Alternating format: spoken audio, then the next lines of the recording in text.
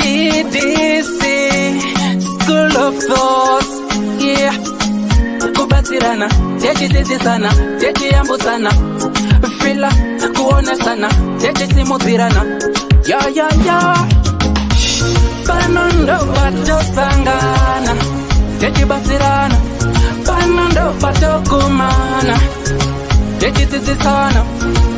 Ddc Skool of Thoughts, Ddc Skool of Thoughts. Yautete wachimonyo pila icho kwadi upenyu uyu unoda kupanana miwono, yeah. Kubatirana, techisisana, techiyambusana, pila kuonesana, kusimudzirana, nekukurudzirana, yeah. Panondo patosangana, techibatsirana, panondo patokumana, techibatsirana.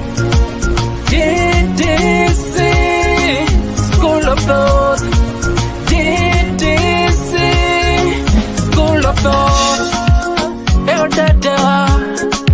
But Ddc Skool of Thoughts. Real life matters now. Mondays and Fridays, 8:30 p.m. UK time. Live here on Facebook. Ddc Skool of Thoughts. What?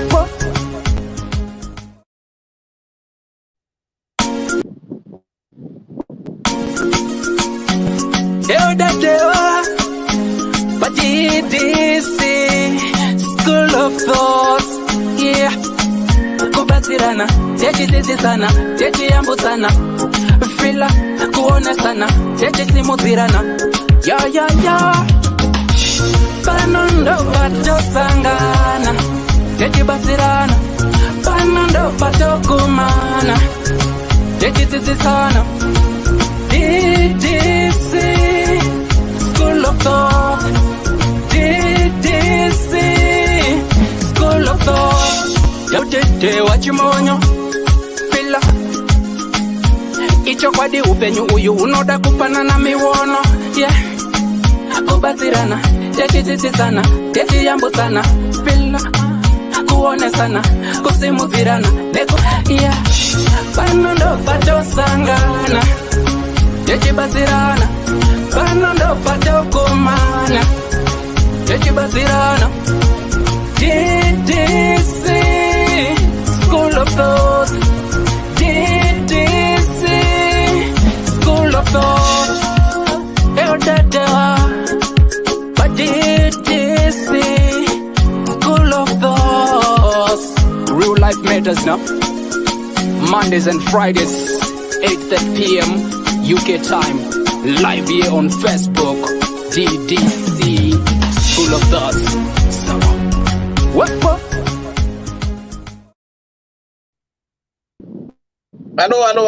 Hello, good people. Say, Salibonani Makabezuru Amahle, Linjani Bawechu, wherever you are. I hope and trust you are doing good. Mugoma Bangu Sibo, Murkus gonna say. Correct, good. Amen, Amy. The boy, Mulisego, dirigisse. That's right. My D, Murugus gonna say, Anima Viana Hatli, my sister, how are you doing? Majama Fazidi say, Margaret Mdawan on the EP, British, how are you? Sylvia Mamoyo on the EP, TT, what was it say? Hope Ivory, how are you doing? Loveness, really say, Virginia Chipama Wagadi Hako. Let me check on this device. Cleopatra Chikuvanyanga, thanks for watching. Tracy Fomogena, thanks for watching. Margaret, I've seen you there. Hope I've seen you there. Right, two. Known to Kunjani. Selena Rags, how are you doing, my dear? Masura say Pano, Dangendamisa program. Thanks for tuning in, Selena. How are you doing? We haven't started yet, but we're about to start. Right. Auntie Clara wacho muri kuzvigona sei? Ndi Auntie Claire. Auntie Claire, how are you? Auntie Claire. Ndiribo muri sei zvenyu? Oh, how are you? Aiwa muright pano muri sei? Sisibo muri sei? Ndiri kenge. Good. Ka voice kenyu ndege munhambo namkwasha. Jehovah, inzwai zvandiri kunzwi ndaita. Jehovah wehondo azviramba.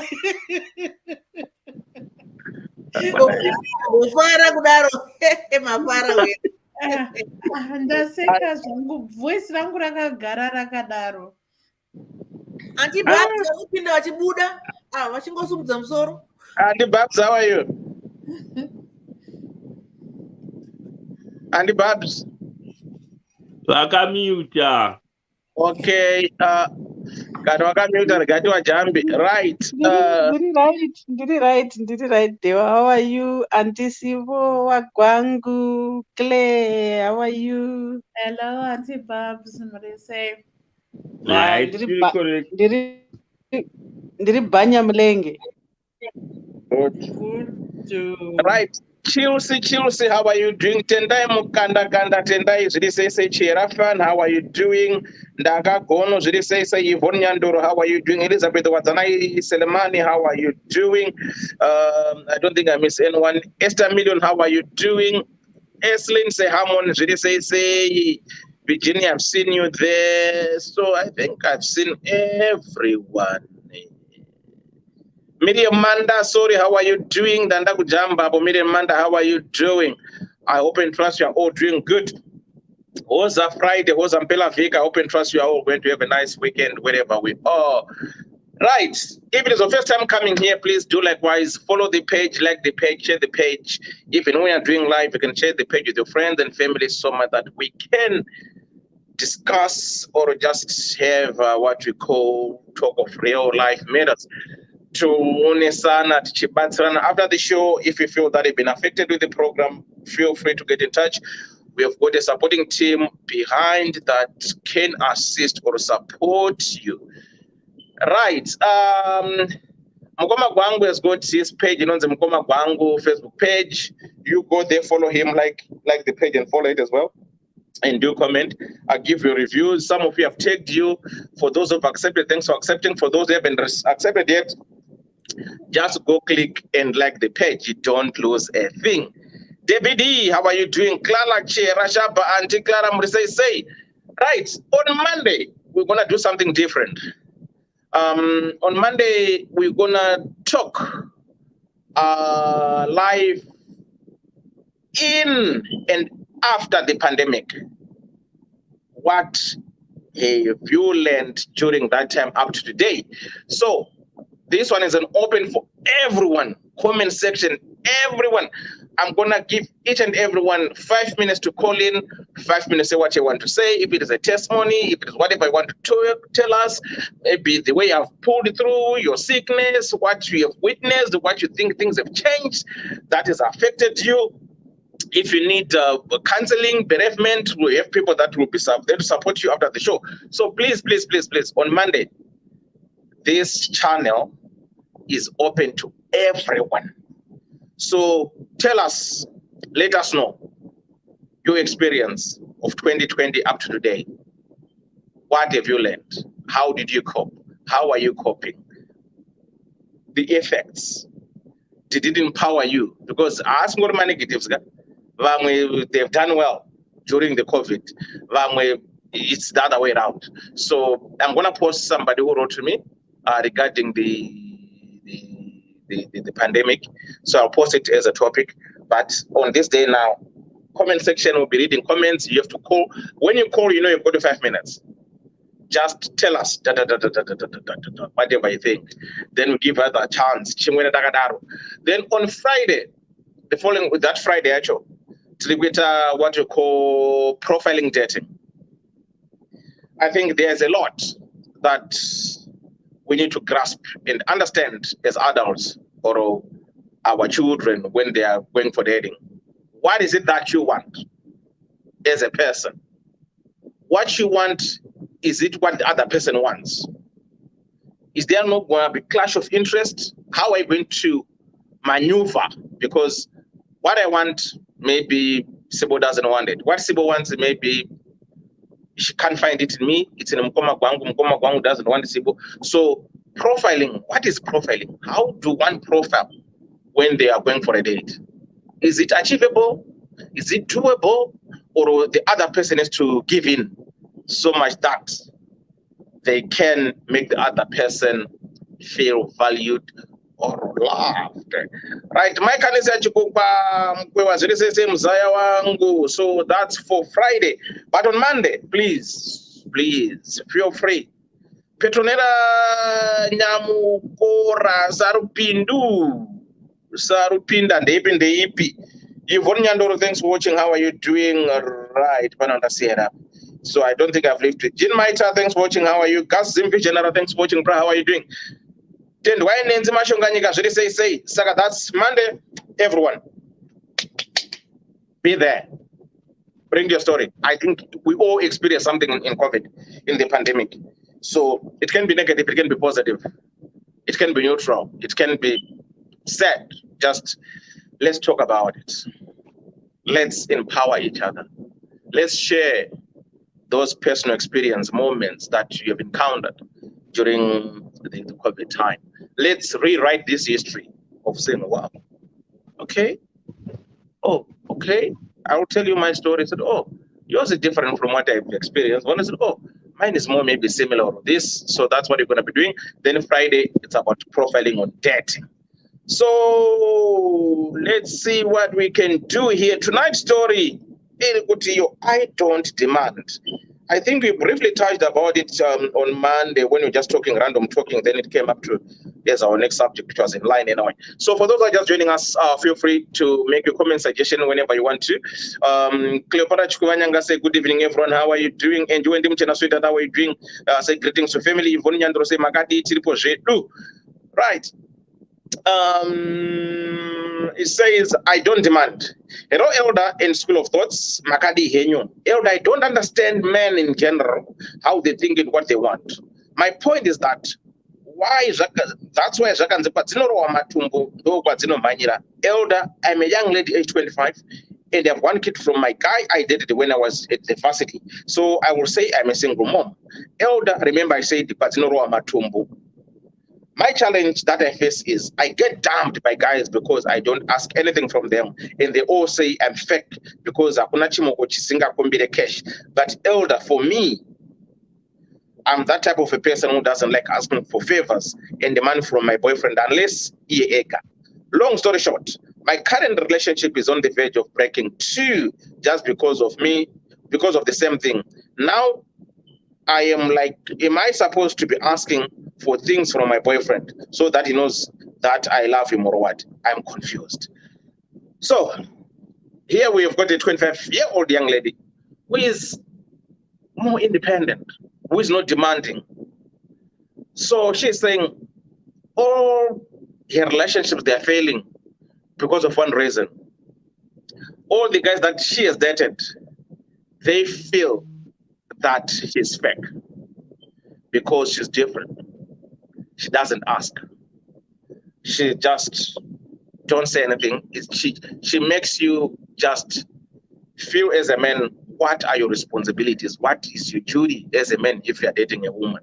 You have to know some things. You don't need a lady to spell it for you. But because of this, now these guys are saying, no. There's no kind of a woman who doesn't complain, who doesn't ask, oh, I want money, I want to do my hair, I want to do my nails, I want to do this, I want to do that. So she's saying, these guys, maybe they're used to ladies who nag. I don't do that. So that's the challenge that I'm facing. Now, my boyfriend, the current boyfriend that I am with now, our relationship is on the verge of falling apart. The reason being the guy saying, what kind of woman are you who doesn't ask for favors? So she's saying, am I supposed to be asking my men that I need bras, I need pens, I need my hair done, I need nails to be done, take me out for lunch, do this for me? Or is the man we suppose just to use his sixth sense, not common sense, because common sense is not common to everyone, just to say, you know what, I think my girl needs a treat, or I have seen this, let me buy it for my girlfriend, or you know, so this is what she's saying. She's not confused. She doesn't know what to do. So ladies out there, guys out there, do you ask from a boyfriend? Men, do you just treat your girlfriends, or do you wait for them to ask? If they don't ask, do you take it as an advantage that maybe you feel that they've got whatever the cash? Or ladies, at times, do you feel entitled that your boyfriend has to do everything for you? Is it your boyfriend's duty for your upkeeping? Do you feel entitled, or this thing has to come natural between the two parties? So that's our topic for tonight. So your personal experience, what you've observed, what you know, maybe might help this young woman. She'll be here in an hour's time, and you can ask her questions. And she's a young lady, 25, a mother of one, a graduate, but those are the challenges which she's facing, like all the things that I've explained. So feel free to comment, feel free to come in. If you want to call, you can call Bagambudzi. If you want to be one of the panelists, follow the StreamYard link, or send your 2 pictures, then you can put you on the flyer, whichever way you want that is comfortable with you. This platform is open to everyone. We don't discriminate. Anyone can be a panelist, anyone can call in and chip in wherever and whenever time you want. Right, I don't know what to go first, Sibo. I think, Sibo, you can first, Sibo. What do you want to say about this?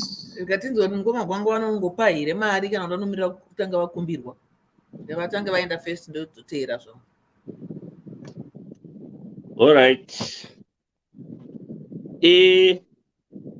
Inini personal hangu handimiri kukumbirwa nomukadzi.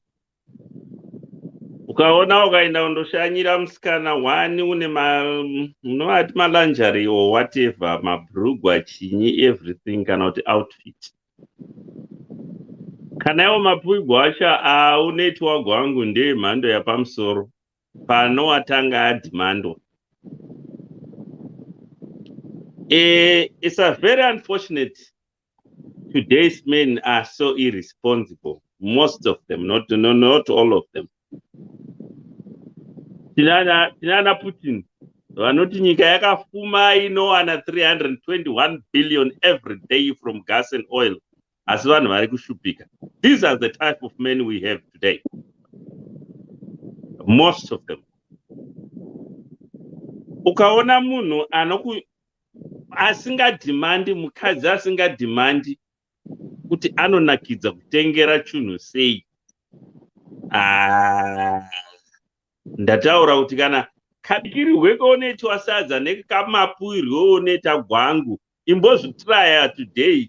Ngotraya unoti usambobvunza size yake, ingofunga kuti munhu uyu roughly angada size yakadi. Woinda wakaita mix and match, ma-extra large nema-large, kana kuti ma-small, depending nokuti body structure yake yakaita sei. Wongosvika wakazvimixa zvese nokuti haamboshayiwi chinondomukwana. I'm telling you, kana bikirweyo unoitwa sadza mumba imomo kana kuzoenda kubedroom, ndo inonzi pari kutamba Real Madrid nerekera matop teams omuno muEurope. Barcelona, yeah. So most of these vafana ndo gengariya iri rokuda kuchengetwa maningi, rinoda kungondomora. Ende handizi kuti inyika ipi, ndofunga they are living in their little utopia. Une uchiti because chichaitika akawana umwe munhu unotaura uye anoruoko rwakatambanuka sogwava gwangu, ndoponozowana watoregwa iwe uri mupana, watoregwa nomudhara, because mudhara une achitambanudza ruoko. Kamena kuti what kind of men iyo ava vaakuda kungochengetwa sezvomganana. unfortunately ndo varume vatava navo. That's why we are having so many problems. Yeah, because kana iwewe uchitadza zvakafanana nomwana chaiye kana mukadzi, even mukadzi uonaye mumba, some men do it. Kuti unoonera mabhurugwa akanaka kumahuri, romukadzi ri anobva asemesa mumba, zvine zvakangoperekera kunoku risina kunyatsomira zvakanaka, radhamba, ndandi dzacho dzadhamba, pamwe nderimwe zvioma ndikupfeke, anosemesa mukadzi. Uku kune kune tumaslay queen tinotengerwa nana everybody, newe wacho futi, because unodyika. Ozoona mukadzi weta zvimwe zvinhu zvisina basa fanika munyika dzataakurarama tina. I don't know kuti ito tuana papi menu turiko mazuva ano, une uchifunga kuti zvozofambiswa sei? Umwe mwana chaiye anobva achimhanya, ndi uri kubva kubazi, ndichoda mazvii takewe jera ungokumbira mari isina basa, ndozvichakupai kuita uhure. Iwe urida kuti mwana uyu ainde kuna baba wapa next door here? Tina vanhu vakadaro saizvezvo, wokuti vamwe ndakatoona unogona kutoramba basa chaipo achitya kubatirwa maintenance. What kind of a man are you? Vana ava ndovako, makonana nomukadzi, chero akakunyima vana vachona, but still at the end of the day vana vacho ndevako. Zvehondo dzenyu dziri pakati penyu havanei nadzo. So utu tupapi menu iwewe, I'm sure tsvaga ini kana ndandirini ndazviisa mubhutsu dzako, aiwa ndaisiya. Because kana munhu vede chinhu chokudhimandwa chinongobhohwa mani, nditireo zvakati, zvinopedzisira zvakubhohwa. But ukaita zvichibva panyasi pomwoyo wako apa, paflow pakapolishiwa pomwoyo wako, zvinonakidza. Kwai kupa kune mufaro kunokunda kugamuchira. Vanhu vachona ava kana ukanyatsokuvabata zvako mushe, aiwa unobayiwa kani. Ndokazoona vodzora sometime, my way. Especially chero ari vafanika anasiwa kuti vane vana, especially kana vaya vane vana vavasikana, unongozova nguva diki diki, ango surprise, because unenge uchionekwa unzi uri kulavha mai vavo. Zvinewo mupana iwewe, ndione uchitofanira kubva netumaswiti twaiye mwana waanaye musingle, because kana uchida kunyatsopuwa gwangu nomukadzi, bhonda nemwana wake, kana ukamuwanika ane mwana, agoona kuti mwana uyu zveshuwa baba ava vanoda mai vangu ava. Ini namapigwa onetwa gwangu ane akatosiyana, emhando yapamusoro unopuwa namai acho. Ivo vanozviziva vanasiwa, vangangoda kuita zvavo navo, kuti ndo nyaya iriko yacho. So aiwa vafana, imbotirayaiwo kumboita pull up masocks. Ina hangu ndinoda kumuwana mukadzi asingadhimandi, ndochinyatso kuekta ini kuti shamwari ndiri pano ini. Zvinonakidza sei iwe siwo ungonzi ko uri kutora livhi rini? Ko ngatimbosvika akapa Paris apa just for a weekend. Kana kufona sika anofona sikisiwo. Momboenda mondoita weekend muri paParis, inonakidza. Muchiona muri pahotera iri padhuze nesi, muchiona mawaves aya achidaiwo achiitwa nemalights usiku, manakidzire zvinoita shamwari. Sorry. Zvinewe hamufana uri jumba musanduku wayo. Handiyo kind yavafana vetotarisira vafana computer age, munofana kunge muri jacked up kudarika isusu madhara grade 7. Asi zvimwe zvacho zvinhu zvomunoita soka. Even vana mai vedu vakaita mastandard 2, vamboiti vana mudhara wedu amini vakaita mastandard 2 havambosviki pomwe. Pane zvomunoita ikwe behavior yayo munoita so vafana. It left a lot to be desired. ndimi generation yamangwana mune mifana kulidha nyika. Kana wavhotegwa nevanhu chiziva kuti vanhu vanoda kushandigwa. Wavingwa negero roda kusapotwa, rinoda yo support. Zvino kana wangoita kana waita chiputinichi hachisenzi. Yeah. So handina hangu zvakawanda zvekutaura, but vafana ide mamborega chigevha chomunoita ichi hachishandi ichi. Kana isu pataenda kudhibhi chaipo pari pamba waingotsvakira gero roune uchikudza naro ng'ombe nhunguru, because gero haringazokwiri mumutika iuri nhunguru namatobwe chaiwo zvaifamba. Ndinemi vafana variko mazuva anaya, mapenzi akachipa, ukaenda munana Max and Spencer muya kana unomawana ari pasero emberi. Kombotadza ushava musi wani unosurprise mwako. No, mai unosiwa. Anyway, ndapedza zvangu. Muri kuvaziva here vanhu ava mutaura nezvavada surprise? Muri kuvaziva here vanhu vemazuva anaya? Muri kuvaziva here vakadzama? Esiedza. Vanokurova bhengi mukoma seri neseri. Muri kuvaziva here vanhu ava?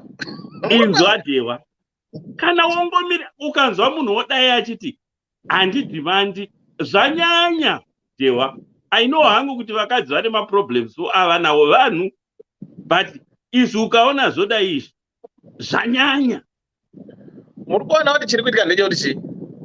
Vakomana vacho vari kutoshokwa kuti what kind of a woman are you, because paunenge wabva uku, muri kunzwa, let's be honest ka, paunenge wabva uko kunenge kuchipisa. Saka mungozva ndika panapa ndiri kungokoromorwa chete. Wose munhu akapeta mukoti iwe, what kind of a breed are you? Saka these guys, we need to understand them. They're in shock.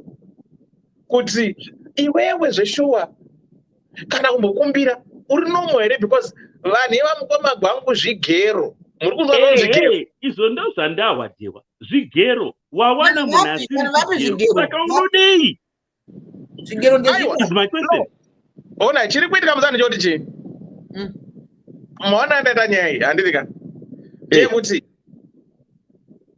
these guys, right, they are in shock. Muri kunzwa? Ishock yekuti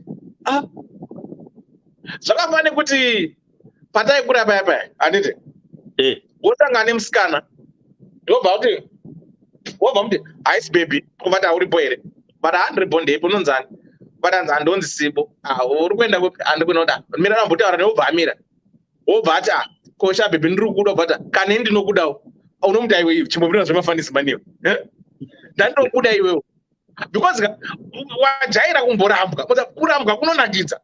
Saka vakomana ava they're in shock kuti what kind of a woman are you who doesn't ask even for fingernails, hair, anything. Saka vari kuti no, you're fake, you're not original, you're not authentic, because you don't ask it, because the reason being their past experience is the one which is haunting them based on the other women they've dated before this. That's why this one is asking questions. So, am I still backward? Is it that every woman has to ask for goodies from their men? We are very correct, very 100% right. But you don't need to be asked. But I have one confusion. Imimika perfect. We have said it well, and I don't take anything out of that, and that is what a man is supposed to be doing. But because today, one, are confused? Is it the world that we are living? Two, vakomana very in shock. But because of their past experience, now they are looking at this woman as fake. That's what I'm just trying to say. But you have nailed it. I don't take anything out of what you've said. You have nailed it rightly. This is what is supposed to be done, A, B, C, D. And surely that's exactly what a man or a girlfriend is supposed to do when they're in a relationship. I totally agree with that. Maybe tikatarisawo kuti why vari kusiya kuvhunduka kuti havana kuzijaira uyuwo oti saka inini ndakapusa here because I don't ask. So that I was just trying to, you know. Oh, I get you. Famba newe dewa ndichikumbira unoda kumbira kubvunza kana uchiti zvigero unoda kuti what is that tinoreva kuti kudi kune zvigero Baba. kune zvigero Baba. Kupindura. Anti Baba.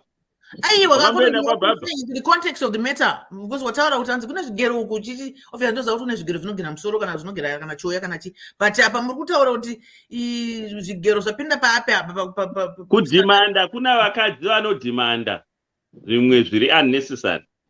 Ndo zvigero zviri kutaura pana. Okay. Zvokuti zviya chine chakasetwa pakuti hachina vhudzi rechinosiya chinokusiya unomupa vanga.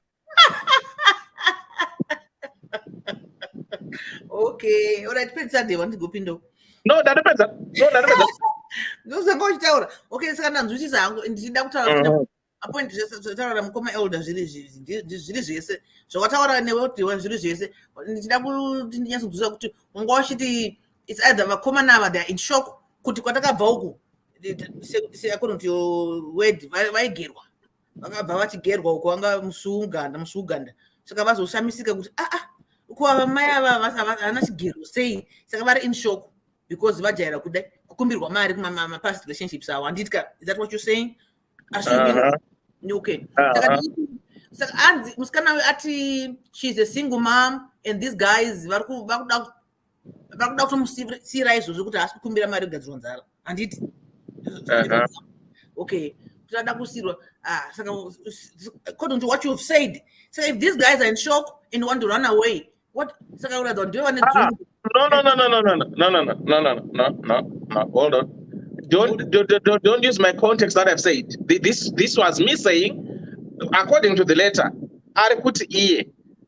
the guys because they are saying she's fake, because she doesn't ask any money from them. So I'm now confused. Is it a duty for me to ask if I did a man that I need money for upkeeping, I need to do this, I need to do this, I need to do that? Okay. So I didn't put it in my own words, like the way and then with analysis young. That's why I have to know. Maybe they're in shock and whatever. She didn't say they're in shock. These were my own words. Yes, understand. Okay, no, that's very true. So no one would have. But ndida ngotsinda ndosana ndachida kuti tsinda nezvawataura not kusei kuti ndozvataurwa mutamba what you've said kuti vakomana in shock. Let me I want to take it as that is the case kuti even if they're in shock ndo vanaenda pana zvataurwa mukoma kwangu kuti why not then just provide? Why wait to be asked?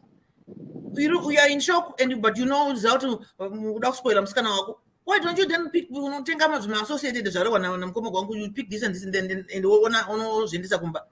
Then she'll say, obviously, I don't think she'll say, we I'm just saying, if that's the case, then why not then surprise?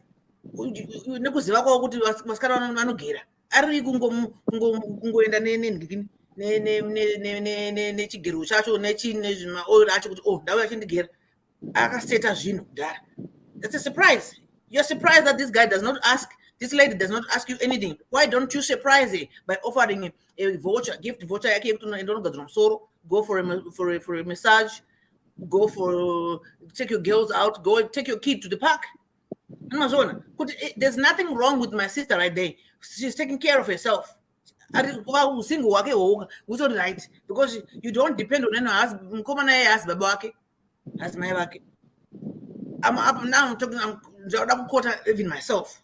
As you age, as you go, you don't depend on anyone. You depend on yourself. Sometimes you even sometimes you just want to ask. Just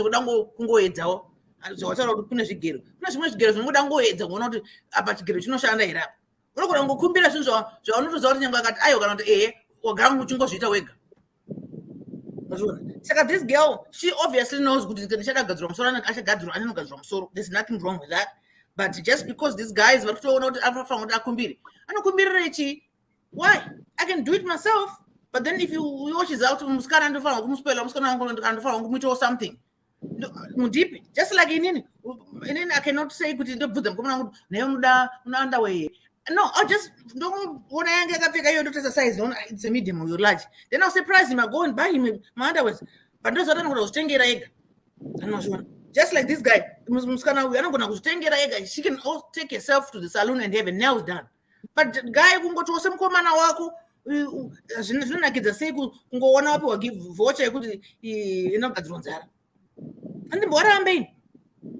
But ukasandipa futi unoshamisa kana nzara dzakagadzirwa idzodzo dzakagadzirwa tsiye dzakagadzirwa unogadzira tsiye sangu nambushi don't bata matsi andi bvudzi rakagadzirwa na Brazilian ndiwo uzobvunza kuti wagadzirwa nani but unondipa mari yacho ndovakundadhumba musango vantu vanotaurwa ava menozivedzera munotaura because ukana ndakazochenesesa manje wakuzonda wakatengerwa nani but you didn't offer anything ko inotoita naye kuzochenesa saka this girl is totally right. You don't depend on anybody. This guy, my boyfriend, is not the husband.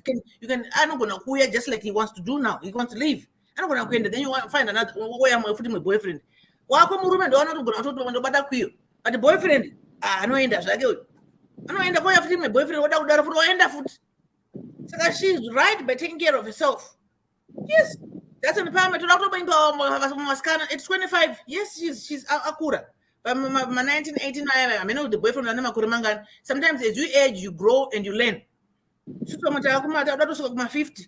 So those out now I depend on myself. No to stand there extra yata when I'm going to no sanga Paris iko kushamisa kwa where say. I did hey bongi it's what andripano. Ugara kupe ayo agi ugara iko ugara nugara to sanga kana mndege dakuzuke. Tunashokada. Yes. Because it's masvanoga zvamataro iwe dewa zvamataro zvigero zviriko zveshuwo zvigero zviriko vanotomirira kuda kugera kozota vakomana vanotomirira kuda kutsaga vanazvo anenge anoda kuchipretenda kuti anazvo but asina otoda kutsaga munhu musikana anazvo kuti asamutengere anything variko anenge achitangonyepedzera babadzira saka mumba makamirira sei tenga uyata chingwa iwo neshuga nemukaka unoda kundibvunza kuti mikumba chingwa here tenga uye nacho ndokuti kuti chingwa chakutoora kaizvi katiisa muchimufreezer everything nogona double tostroke toisa mustoreroom. Yes, you know you guys are supposed to spoil us but munoda kumira kuti kukumbire pana chinhu chinopiwa sekunamba uchikukumbira ndipe zvakangofanira varume vaya vanosiya vanobva kumba vaenda unati gochigochi handiti vanaosara nenzara vachidya sadza nemvura ine sauti but anenge ari kwamereki une bhozi vachidya nyama zvisingaiti wenda kumba akapakurwa sadza upikirwa sadza roiswa muchidhika muriwo ovharwa munenge makaiswa mvura kugezwa maoko onzi chidya ibaba akugeza maoko akuona munhingikini muriwo sadza ririmo but muriwo mune mvura otanga kuda kurova mukadzi masiya mari yenyama here hauna uda kukumbirwa basa kuti ndipe mari yenyama ndikokubikirai ndipe mari yemuriwo iwe auziziva kuti pamba panodyiwa. You see now nyaya mukomana ndiye angafanira anyora tsamba but amuudza kuti no you spoil your lady, you don't have to wait to be asked. We can do it ourselves. Tinozviita zvese kusafungoti hatizvigona zvese but utinge toda ngonyepedzera kuti utispoilewo ndinopiwa iwe mari toti ndeikonza do whatever you want watopiwa mari iwo ndionozoti iye ndapiwa extra ndozoda tozvispoilawo but zvese hamuna sisimo nzara dzinogadzira munozviona mega handiti jimu tunoenda chipfichuka jimu zvambotaura hawa mari inenge chinopinda muaccount but haukumbire zvakatorongeka asi kana pana chadoda umwe musinogona kukumbirawo zvekuedzwa notaura chigero chinomboedzwa mboda kuona kuti chigero apa chiri kushanda here unombokunyepedzera kukumbira zvinhu zvaunoziva kuti ndada kuti ndikine pana outfit ndaona kwakati ndisenda chimwe tizaunzi ndina mari kozvino chichichi handiti then mangwana akazoona watenga outfit the person will feel guilty nonoza wangokumbira zvako zvechigero zvoda kuona kuti chigero chinogera kana kuti apa chigero chagomara apa ndikanditi ndizvitengere unenge uchichida chinhu chacho unotenga anofeel guilty munhu haambozombokubbvunzi unongoisawo pachena pakuti aone kuti zvandakandozvida zvezvezvo usina kundipa mari yacho ndazozvitengera izvo haambokubvunzi they will feel guilty kana musiwo kana kubanguka unotopedzera watomubata ndiwe kwiyo bcause anenge achifunga yakarodza kaona mumba makashongedzwa hauchabvunza kuti mari yabvepi kana kuti ndiani akuitira izvi. Because I can do it myself. I'm just asking to nasi unozviitawo here. But not every woman wants to ask. Why are we asking?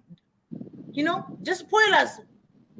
Equation ndeyekuti imi nekuzvitemba kwamuri kuzviita varume chitingotiti haikona kumira kuda ndikumbira, but wezvesho if I'm desperate I'm going to, asi unofunga kuti musikana uyu if she's desperately needing something surely anotokumbira mukomana wake kwese. If I'm desperately wanting something kana ndisina, if I know kuti my boyfriend can give me or kana kuti akwanise ini boss ndowanza kuti ndozobatwa kwakadi undiudza noza pane zvimwe zvekuti you feel guilty ndikumuremedza kana kuti ndazodi. How do you know usati wamukumbira ngaakudze iye kuti chamwati zvakaoma izvi handiti because ndewako mukomana wacho uda kuudza mukomana wani, udaudza mukomana wani. You tell your boyfriend ndakatoremerwawo ndikumbira chakachakachakati kana asina anokudzoti bebe handina kana kuti wait musi wefriday ndoba tinopopiwa mari ndokudi ndikusquare matopedzeranayo ikona kuti anzi uno ndikuda kurambirwa handisi kukumbira ndachirema here chiri pakona yebuilding tokumbira batsiro hachirema musikana uyu anozviitira zvakato anoita mabhinda ako ake andiziva ndine sanzuro ndakasumudza iri zvarewana kwangu kuti kana ukadanana nasiba nevana vavo ibvo watoita close nevana, but it's up to a person kuti anozvigona sei vamwe vana havadi vanhu vana vana kana kuti vamwe vanhu vakada anotanga two faced anova chifara kangozva kuti une mwana kana ukazodi yowe tasa shoka ndibereka akutotiza aikaka kumaita wanzi woti mwana wangu andigona kuzvichengetera here naiba mukuru garai pasi tipuruzire ndebvu idzo aya because varumeka nemiwo mune musarinya unotofunga kuti anotoudza mabhurura kuti mwana musikana handaifunga kuti zodai makunotinyeya panza kuti mutaura nesu kuti ndaitofunga kuti zvinogona kudai. Takasiwa nevakawanda vachityira kure ndo unonzi ndo vakadzi varume vaya vanobikiswa sadza parufu, vakadzi varume vasingabudi pachena anenge achityira kure. Be a man anditika zvinhu zvako, let your balls stand up and your things stand up and show yourself kuti uri murume handiti approacha munhu chakachakachaka ikona kutyira saka muri murume warudzi imwe anapfeka kuti mazambia nemadhuku pamarufu unzi baba ipai baba nhingi vamone sadza murume inomwa zvinhu zvinoita varume zvinonyadzisa sikana. Shonga ungarambira musikana wako ari kutozvichengeta kuti anzi haasi kundikumbira unoda akaita sei kuti tikakumbira anzi bonga anokumbira komana bonga neruoko akakudai ndiko muchigero mutaura bonga anogera ndakatoshurwa izvozvi aikaka. Saka this lady she's very good at taking care of herself and there's nothing wrong with you my sister. There's nothing wrong with you, my sister. Continue to take care of yourself. This is what you found out. Is it a problem? Ayo, kuna masikana vanokumbira zvishuwa kumbira chirema kuzora mwana akadai. Anenge achikukumbira. Wotoshekana murume anosheka kuti mari ndiri kuchera kupi? Ndaichera kupi mari andowana nhasi. Saka zvine mastaira. Unokumbira zvako iwo kana uchita sisi, kumbira zvekuredza munhu. Zvekuti ndipana apa anondipa here. Ratsarangu irigarisa rauda ritachi. Nokumbetwa mariko $300 handiti nogona kupiwa 85 kana unoti ndaona 150 chidi chiwedzerawo 150 balanza wakumbira akupo ataurawo mhinduro yakahana kana zvadii handiti ndizvo vari kuda iwe itaone kure zvimwe zviri nomawo yakunozoti ndakumbira kuti nditengero imba aikaka kutengera imba iye mukomana ari kugara mubhokisi haana kana pekugara saka zviro yacho iri kudonha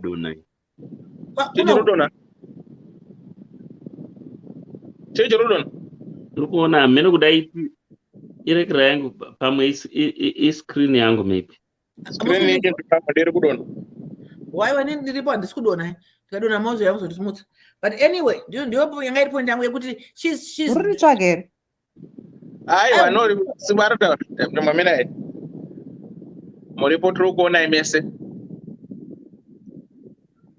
kunotsvaga vanhu ndiripo ndichiita zvandiri kuita ndichiripo musada kundidisturba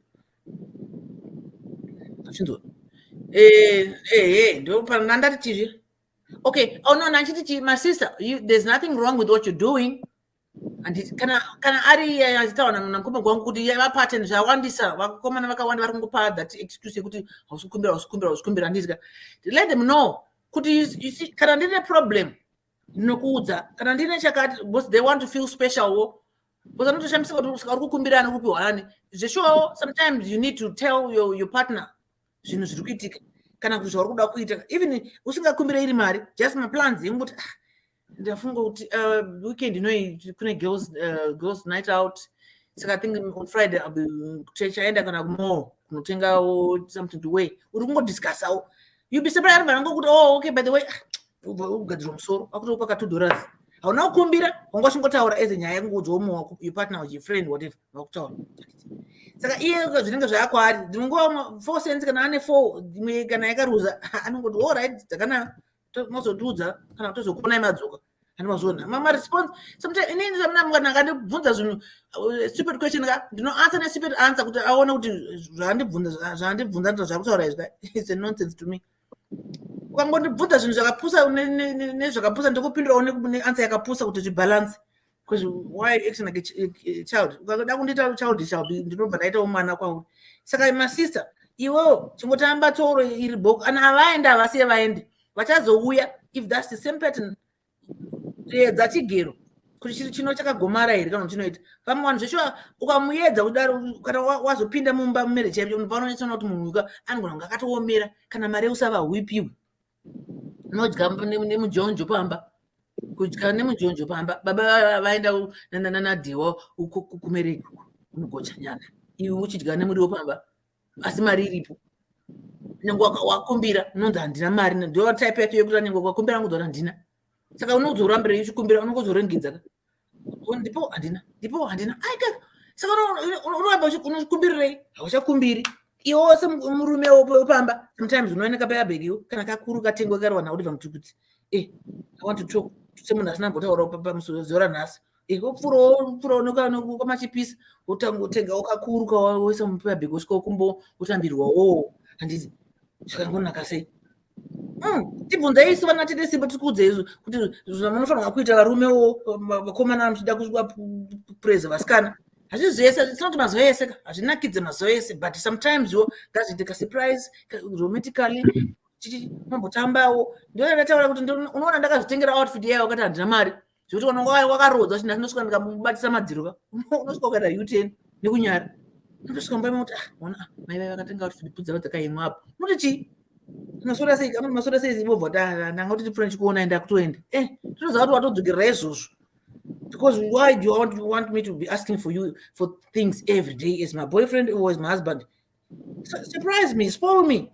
2 ways though, even nesu vaskadziwo hatipana zvimwe zvekuti unongoda ungosurprise wako mukomana ungomutengero koloni aikona kuti kwete kuti anonhuwa aiwa kana iyo underwear kana wanzoda pfeka maanda vakabvaruka kavakomana ivava saka munhu ungomutengero varume vana havasvagi varume havambosvagi anopfeka underwear yakabvaruka apa akapfeka sutu so unongomutengero mapeki 3 peki umuti underwear baba idzi kana ka t-shirt kana ka vest ka masusheti kuti upfeka nanadhiwa kuti tusina manhingi ngokakatenga ka 3 set black white ne green kana red surprise it's nice you surprise your partner you know unogona wakundisiya kuti anotengera too much pana mwana asingati ndakambonzwa you buy my so don't nditengerani unotonya unzi zvinhu zvangunyanya kutenga ndikuti ndienda kufunga ukadhiya wangu kuti this can be nice on you ndokupika ndokutengera I do that a lot ndotenga ndikutenga ira ndirigedzi because mama angati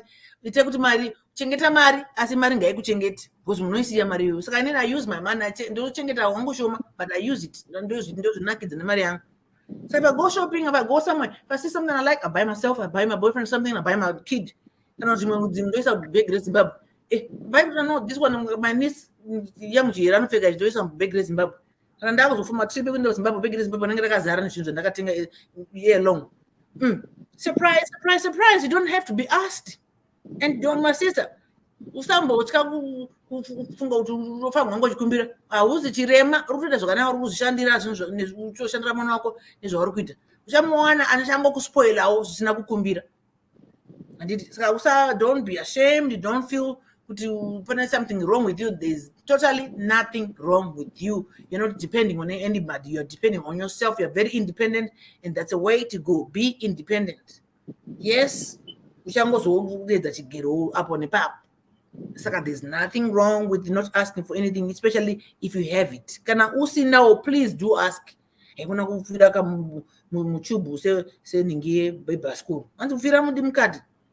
Hakuna vile mkati sechubu Ddc Skool. Taura. Taura. Not a depression on the zvokuti munhu akakuudza kuti wadi kundiudza. Handati vatatoenda pa-ATM ndinokupa kana kuti watoona lucky ndine ka 200 kandinako ndinokupa iri 250 not 50 yacho nevhepi but ndine 200 mumwe. Utopiwa.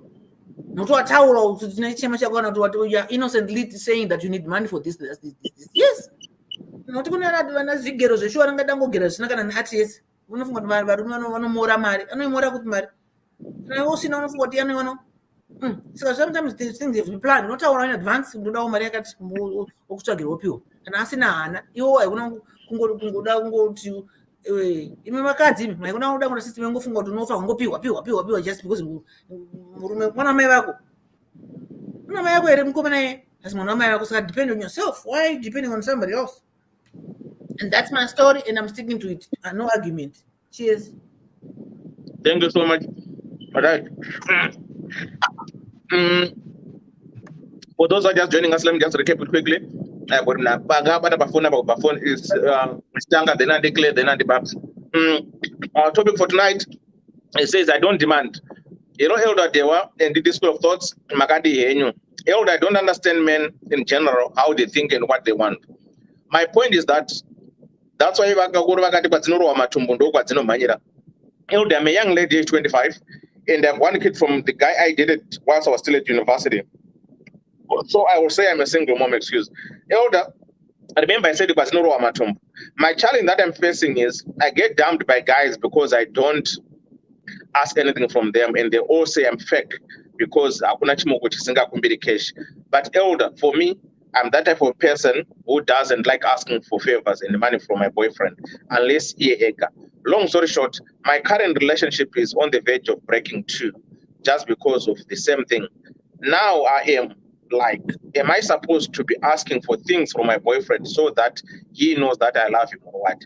I'm confused. So I've got a young 25-year-old young lady, a single mother of one, who's facing a challenge that all the relations that she's trying, they are failing. Why? Because these guys, they are saying you're a fake young woman because that she doesn't ask for any favor, doesn't ask money for hair, nails, or anything until if the boy offers, yeah, that's when she will accept. But for these guys, they're saying, no, you're not real, you're not original, you're fake. So she's saying the current one is leading the same slippery slope because the guy is feeling uncomfortable, saying to the girl, why don't you ask for me for monies and anything? So is it a problem if a woman doesn't ask money from the person they are dating? So that's what we are discussing. Your thoughts, your views are most welcome. Right, I've got somebody who was holding it for long on the phone. Then I come to you and declare, then Andy Babs. Kola Magadi. Takasimba. Muru kwanza wele kola. Taura intenzo. Atinzo. Muru kwanza. Vale munikwi. Ddc kwanza. Magadi kwa earphones kana Magadi say. Because muri kure ne phone by far. Muri kute as if your phone is on the other side, on the other side. Hello, Maru is where? Yeah, that's better now. Okay. No, Patrana Nevateri. No. By nature, kana mkaenda mgongo kana utukupi, males will remain that they will provide like financial support or physical support by nature. Saka mukanzwa, I know kuti mazuwano wakadzi wachitaura kuti no, I've got ndakafunda ndakaita sei ndine mari dzangu varume havachadi kuti approacha, but no, it's a turn off. Ukatomuudza kuti une mabhazi une mari dzako uneine murume, it's a turn off, but it's an opposite. Murume anotonyeba kuti ndine zvakati anotoattracta wakadzi nekunyebwa. Now different. Saka so chinoitika kazhinji ndechekuti varume we are there to provide. Kana dai uri mukadzi ine zvizvi, murume ukaekera mukadzi wako kana mazvinji chaiwo, uchiziva kuti bedzi mangu anazvo zvese, kazaa kudzidzwa varungwa chete kana maflowers kana chokuti that's nature. Kuendesawo something chekuti mukadzi atambiriki ameno kana mandomba ndopoiti yakuyo chinetenyoka. Okay. Thank you so much. Thank you so much. Hello. Thank you so much, caller. Right. Answer na caller. By nature, even in the animal kingdom, in the jungle, men are providers. They are just there to provide. And they went on to say, if a woman tells a man or brags about their wealthy, it's a turn off to most men, right? That's why you often find out men lies a lot of their possession which they don't have. And they went on to say that's why you find it that in the Western countries, men buy flowers for their loved ones. They buy chocolates. And why do they do that? Is because they know a woman enjoys receiving. No matter how small, how big the thing is the thought that counts, which makes a woman say, oh, that's my man there. So I think the caller is trying to give us tips as men that you don't need to overspend. No. Is that the thought that counts, that makes your woman to value and appreciate you? So that's what the caller said. I was just trying to summarize it and say what the caller said. Right. Before I come to Andikle, I just want to tell you guys, on Monday, we are having a free talk show where everyone is invited. It's about life in and after the pandemic. What is your thought? What your views, your experience, negative, positive? So it's going to be open to everyone. Comment section, call in. You give your 5 minutes to narrate if what your obstacles, your overcomes, everything that you have done in 2020 up to today. We just want to share those personal experiences. That's whatever you might want to talk about. Feel free.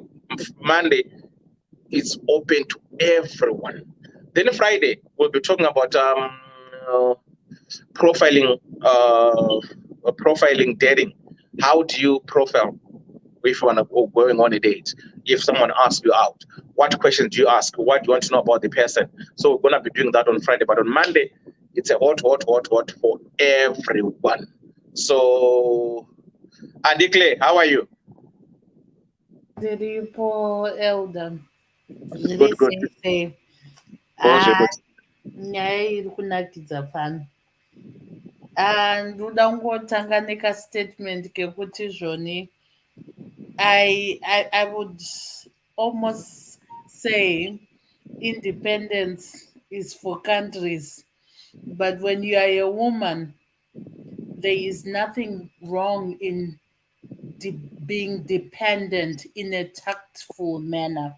And please, keyword is being tactful about it.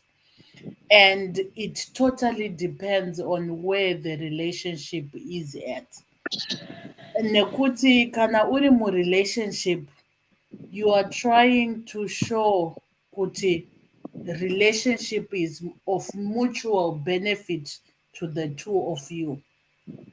It doesn't necessarily mean that you have to outright ask a man kuti ndipo mari, but you create scenarios to check whether this man is able and capable of realizing and resonating with the aspect that, oh, you are facing a dilemma. Kana kuti, oh, you are fascinated by flowers. Kana kuti, iwewe, pane chaunofarira chakati. How do I excite you by bringing that specific thing that you are excited about and making you happy through that? Saka relationship inofana kuita symbiosis of mutual benefit to the couple that are within the relationship. Saka inini kana ndisiri ndichiratidza kuti I am codependent, which means the other person is also codependent on me to excite him, to ignite him, to realize kuti pane zvinhu zvinomufascinata. Ndobva ndaziva kuti iye anofarira zvekutamba mahachi kana kuti anofarira zvemahendikachifu zvakudhara zviya, saka ndikamutengera kahendikachifu kekuisa mupocket zvinomunakidza. So it's mutually beneficial for the two that are in the relationship. So I am not claiming munyori ndingati, if you are proclaiming to be independent in a certain way that puts off a man or that puts off a partner, then somehow you are losing it, because you have to indicate, kuti, I need you for a certain reason, whether that is for material or for love or for certain something. A person needs to feel that sense of belonging, of being wanted, of being needed in a specific place. But iwewe kana wakundiudza kuti I'm independent, I can do without you, then what's the purpose of me being there? It does not necessarily mean that the things that you exhibit or show that you need someone is things that you can't do. But you involve, you include, paneka inclusion kanoitika kuratidza kuti I'm going through this, or I am passionate about this, and I am involving you in my passion. Saka iweweka shandisa pfungwa dzako kurizina kuti this woman loves flowers, so it is my job to understand kuti there are roses, there are these other kinds of flowers, and roses are different. Eyellow anomirira zvakati, ezvakati anomirira zvakati, and there are other flowers that are not roses, and you act upon it to excite that woman and show that you have that sense of belonging and understanding of interest, and you act upon it and you do it, and in a mutually beneficial way, the woman will reciprocate the same thing. So a relationship is about social reciprocity. And izvozvo zvikanatsoshanda zvakanaka, even zvanga zvichitaurwa nakola taura, that is the nature of the jungle. But nature of the jungle inewo zvimwe zvinenge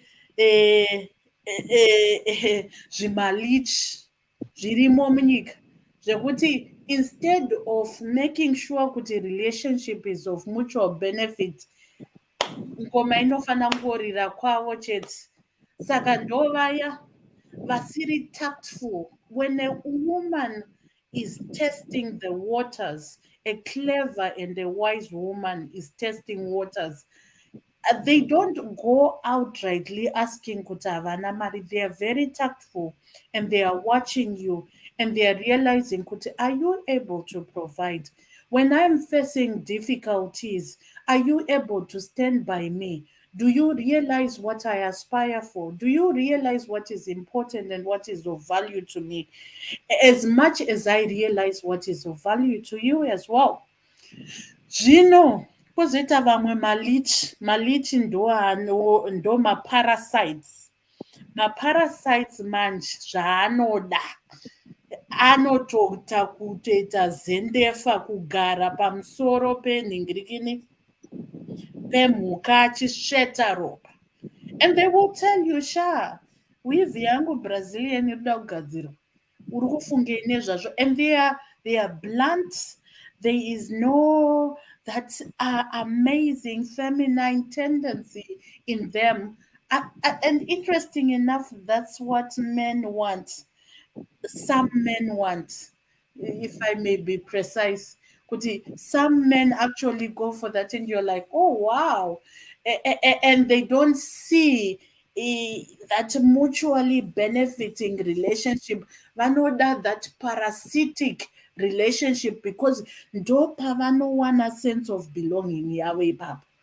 because they can show their power to provide, their power to exercise autonomy, their power to show that they have money.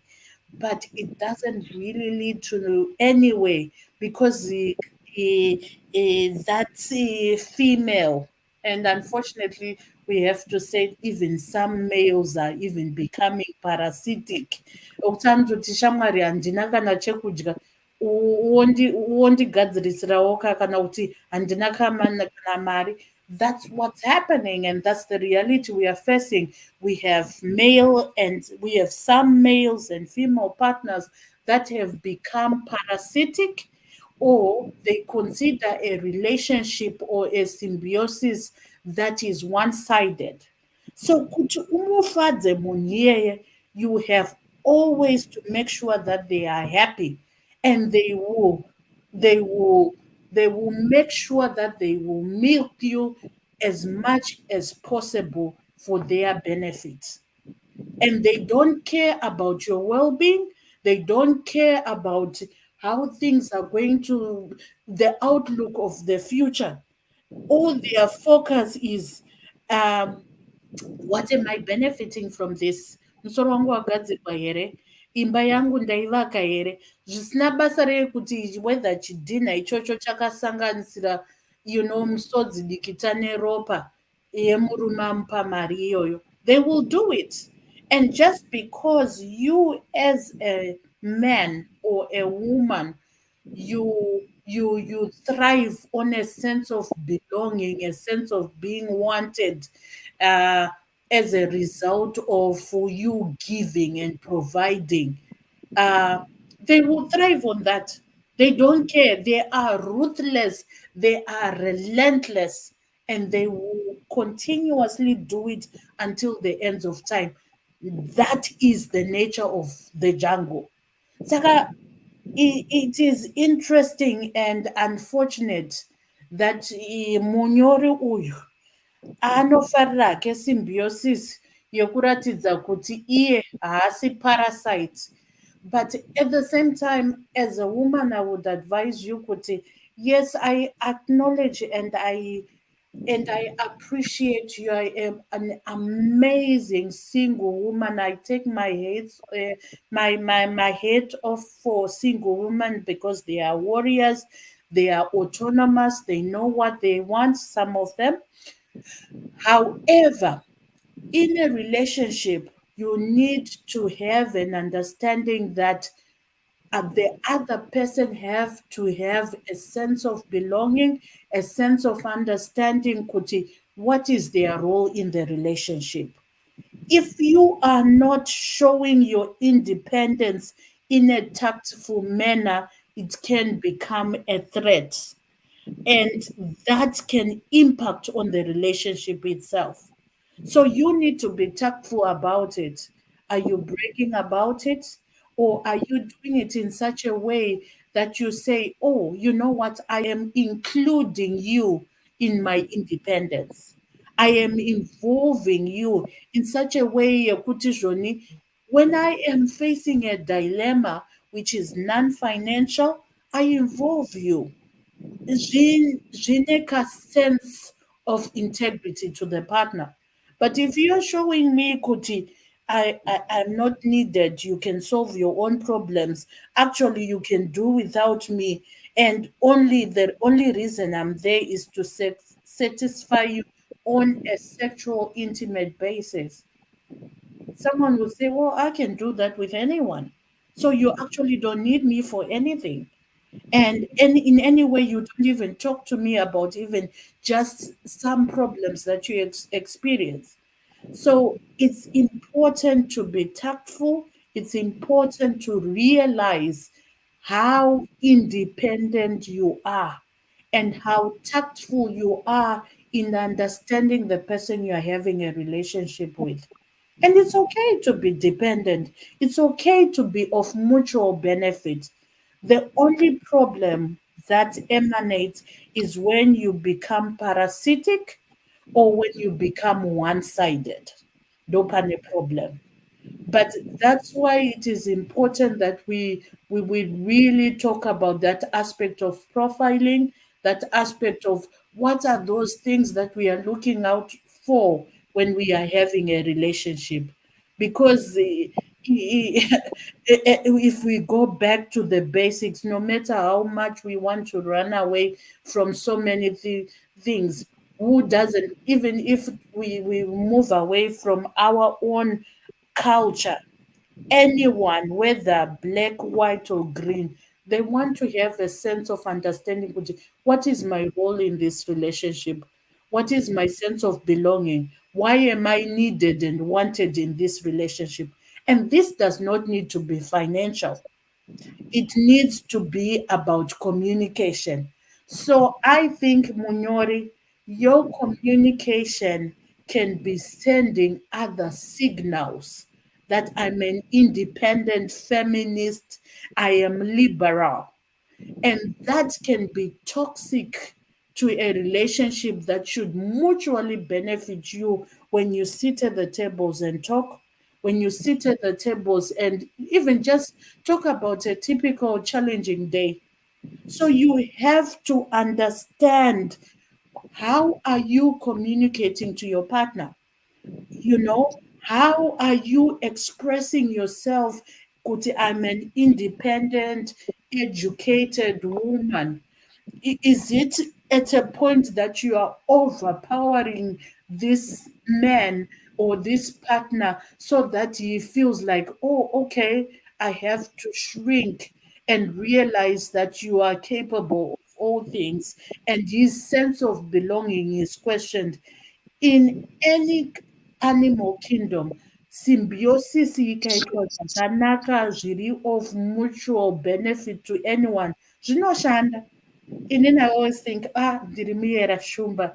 And kuvayera shumba, if I look at the lions, it is the females that hunt. It's not the males.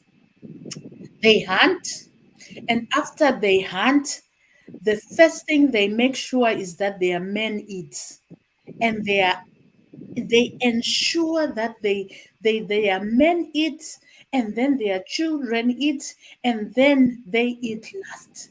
But because pane symbiosis iri of mutual benefit, hapana anozvibvunza kuti sei shumba dzechikadzi dzichivhima.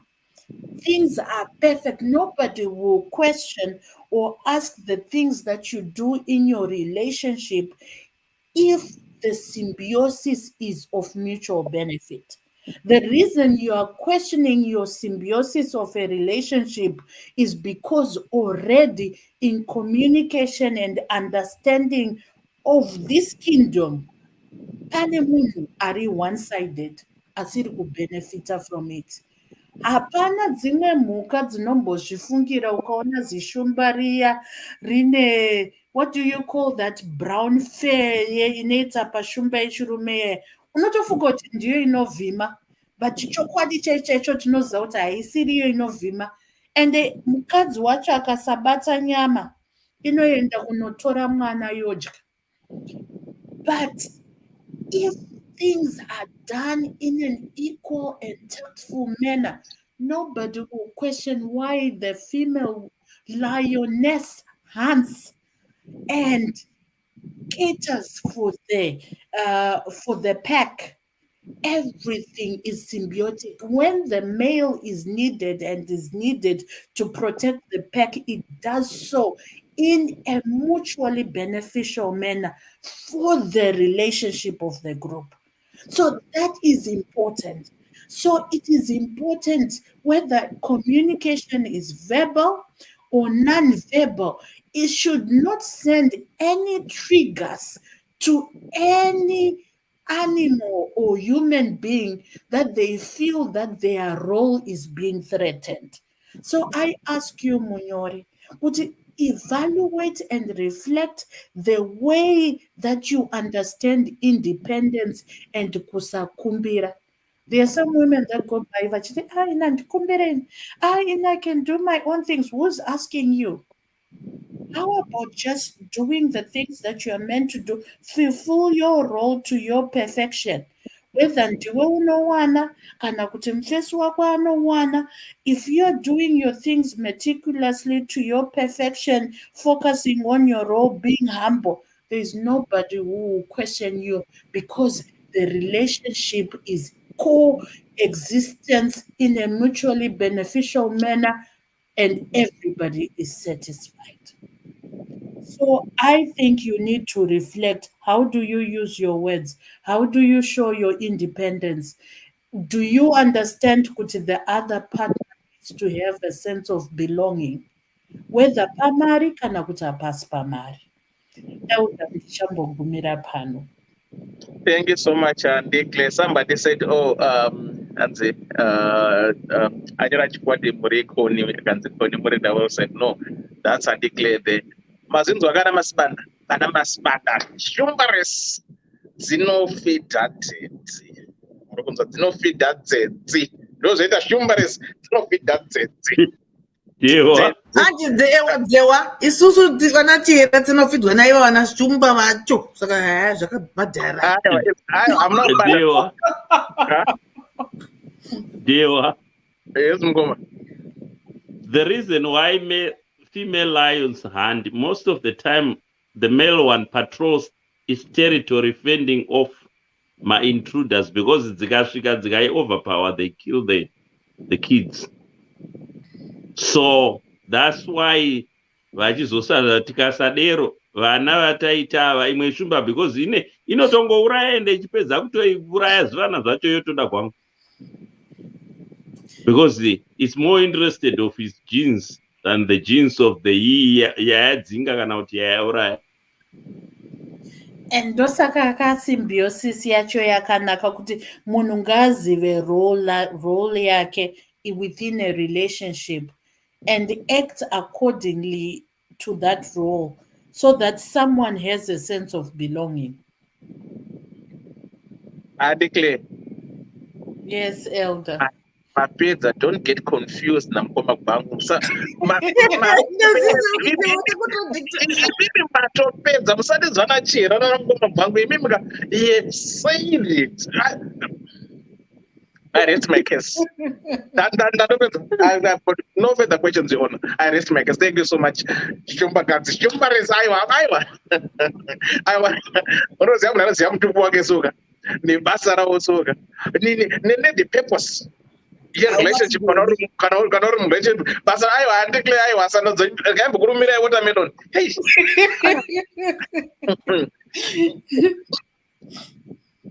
Andi babs murisei. Ndiri right, zviri right. Boze kuti murize. Manje nini zvandichataura muchatorutsa watermelon iroro iri.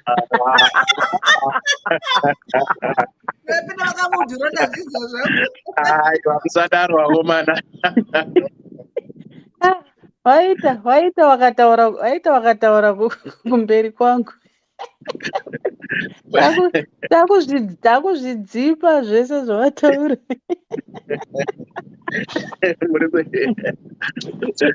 Inini kaDhewa, I think kuti nyaya yekukumbira ka maybe ndisati ndacontributa, ini ndikida kubvunza kuti kana kuri kunzi varume ndo maproviders, mahandlers achona, munomirira here kuti mhuri dzacho dzikumbire kuti uprovide kana kuti unongoita just? Unongoita just. Saka why varume vacho vachida kukumbirwa vachinzi nechayo yokuda kukumbirwa? No, haina kunzi nechada kukumbirwa ndibabs. Nyaya irapa ndeyekuti this girl ari kuti hakumbiri, handiti. Saka kune vamwe vakomana vaasangana navo kwavakambobva uku, vakabva uku vakomana vari kumubvunza kuti ko iwewe, why is it that wakasiyana netimu iri? Munoziva kuti wakadzi wekuti they neg, muri kunzwa, vasikazivi the difference between a want and a need. Yeah, kuno kudonzoti, but okay, what's the purpose of doing this? Especially if you happen to see this when you go for a date with a woman, right? Anokuhodhera bhaketi remawatermelons ndakaziva kuti mupangu asingapedzi obva adya chidai so mwaziva ndikaita sei ungasi kuda kudai obva asiya obva ati nyobvonyobva obva asiya nga zviri kusemesa nga zviri kupisa obva asiya obva ati am full aodha zvinhu zvasikapedzi saka unozoti what why being so greedy, or why do you want to be like a classic person? Here is what unodya zvako ingodya zvaunokwanisa kana watadza upedza wosiya ndoodha zvinhu saka this it's not supposed kuti murume afanira kukumbirwa, but there are some women who are like that, and there are some men vataura kunzi vasikaziviwo kuti no, my girlfriend ataona colafone yakuti no, men provides, right? That's actually not murume anenge akabata maruwa mwana chocolates for the woman just say thank you is the thought that counts. I think I don't know if I've answered you there, but variko vanokuda kukumbirwa not kuti havako variko kadza vanokumbirwa futi muripo here.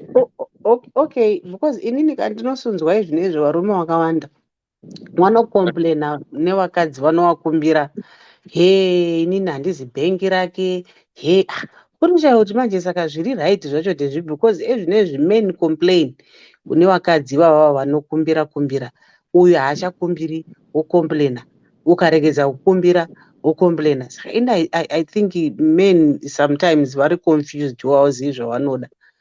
I think ka dewa kukumbira ka kumwe zvimwe zvachona zvinoenda nokuti wakakudzwa sei. Pane vamwe vanhu vasingatye kukumbira dewa. Inini I for one handitombogoni zvachose kukumbira, handigoni. Handitogoni because makudziro atakaita isusu tanga tisingabvumirwi kana kukumbira kana kungonzwa unzi wakumbira chinhu kana kuti wakumbira mari kune munhu wairohwa ukati baba kukumbira isi takakudzidziswa kunzi munhu haukumbiri mirira kupiwa. Tikangokura takadaro nanhasi I'm like that and I can't ask for anything. I can't, handizvigoni. Saka iwewe kana ndadhetana newe iwewe kana uchizova kuti iwewe ndiwe provider handiti hausi kuprovider ndinomirira kuti ndikukumbire haina ndikumbiri ini dewa. I will not ask for money or for anything from a man. I will not.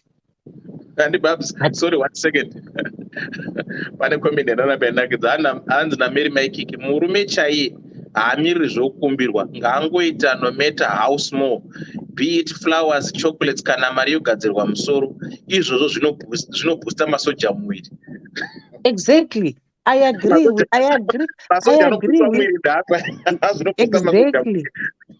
Exactly, Dewaka. Because you know what, men ka nyaya yekuti hanzi it's our nature, it's our nature, and yet vazhinji vacho vari kutadza kuita to fulfill their role yacho yavakasikirwa. Most houses are being provided by women. Varume vachingoti it's our nature, they are failing. Most men are failing to fend for their families. Most men varume vari responsible who can do their roles as per the Bible or as per culture there. Vazhinji vachona they would not inini like would you want me to ask you to buy me zvinhu zvinodhura kana maybe ndopfeka malabels iwewe hauma afford then ndochiti nditengere chakati nditengere hoodie wonditengera hoodie isiri Adidas ndobva ndati handidi I don't put on this hey what handidi yes I think this lady must maintain her stature because she will get men vanozvikwanisa, men vasingadi kukumbirwa, men who will provide or men who will spoil their ladies. Kuspoila it's not even kuti we only want to be spoiled as ladies, we also need to spoil our men. And I think during dating, what are the issues that you discuss during dating? Are we not supposed to be discussing all this? What do you prefer? Do you prefer to be spoiled by men, or do you prefer for me to ask you, or maybe something like that? Or I think if a dating partner, you ask your boyfriend's a birthday. When were you born? Papa birthday rake, you surprise him. Father's Day, you surprise him. Christmas, you surprise him. Any surprise, and any you can surprise him on anything. And then the guy who always surprise you, even my weekends, Mother's Day, Valentine's, more surprise than a birthday. It's just we've got a lot of to my days with Women's Day. You can surprise me. Even in chero ndichikwanisa kuzviitira. A surprise is a surprise, and hakuna munhu angamboramba surprise, no matter how small the present might be, but the thought, isusu vakadzi, we value the thought, especially vakadzi vari progressive, vasiri zvigero avo, we value my thoughts, because that's love. The fact that that person has thought of me, to me, it's that I will value that person. I will value that person, not kuti amirire kuti ndimukumbire, because you want to show me your power. You want to show me your power. That's manipulation. It's not power. And we know that kuti men are always like that. But this thing has to stop, because that's the Stone Age mentality. Now women are empowered. And are you saying that women must not be empowered? Just because I'm a woman? No. That's the Stone Age mentality. I will not even subscribe to that notion. The nature of men, the nature of women, to be suppressed. Yeah, to be suppressed. You have to ask me to show, so that you show me that you are a man. No. Acha Moana. She must move on if she's listening. There's nothing wrong about that. That's what you believe in. If you find a man who accepts you as you are, and you find a man who surprise you, who buy you a car on your birthday, they are there. They are there. Such kind of men, they are there. And they will appreciate kuti ine mukadzi wangu ambokumbiri inini rega ndimitire something. They are there men vano appreciate kusakumbirwa, because inini ndanditomborí pane imwe platform where men were saying nai igadheti yangu here yekuti ndirimbopota ndichidonha kana kuti ndo zviri kungoitika kumunhu wese ndikoko mukoma igadheti yangu nayo. I think igadheti yenyu. Okay. So I was saying kuti I don't think there's anything wrong with this lady. Atori right. Nekuramba kwake kwaari kuita ikoko, she must not even worry. She will get someone who will accept her as she is. Unotonzwa izvinezvi vamwe vakadzi vachitoti ini ndotoda kuchengetwa, we are working, but ndotoda kuchengetwa, kuchengetwa uri huku, kuri broiler here unoda kuchengetwa. And I don't honestly, maybe I'm sick upstairs, I don't know. Kuti munhu anotobheja, we are working. You want to be maybe catered for everything. You want your men to do everything for you, and you are working. And that man, that man has also got his responsibilities. He's got a family. Iwewe yako mari ndeyekungochengeta mhuri kwenyu badzi, murume kutambura kuonda kuita kunge just because he has to provide. And I know even kudhara kwachona, kuti our mothers vaisamirira vana baba vedu kuti vave ndivo vanoprovide kupera. Vana baba vanoti vachindoshanda kumatauni kwavanenge vachishanda, vana mai vanenge vachirima kumamisha, they will be doing something. Vatengesa, the check will be they will now decide vari pamwe chete kuti what then do we do with this check, than kuti kumirira kungoti hanzi ndichachengetwa, ndokumbira kugadzirwa musoro, ndokumbira mari yenzwara, ndokumbira mari yemanicure, yepedicure, ndokumbira mari yemapedzi. Vamwe they even go to extend kukumbira mari yemapedzi when you are working. A real man knows kuti mukadzi anoenda kuma-periods. You would just buy and aiti zvazvokuti anotenga every month. A real man will just buy in bulk. Maybe I just thought of you.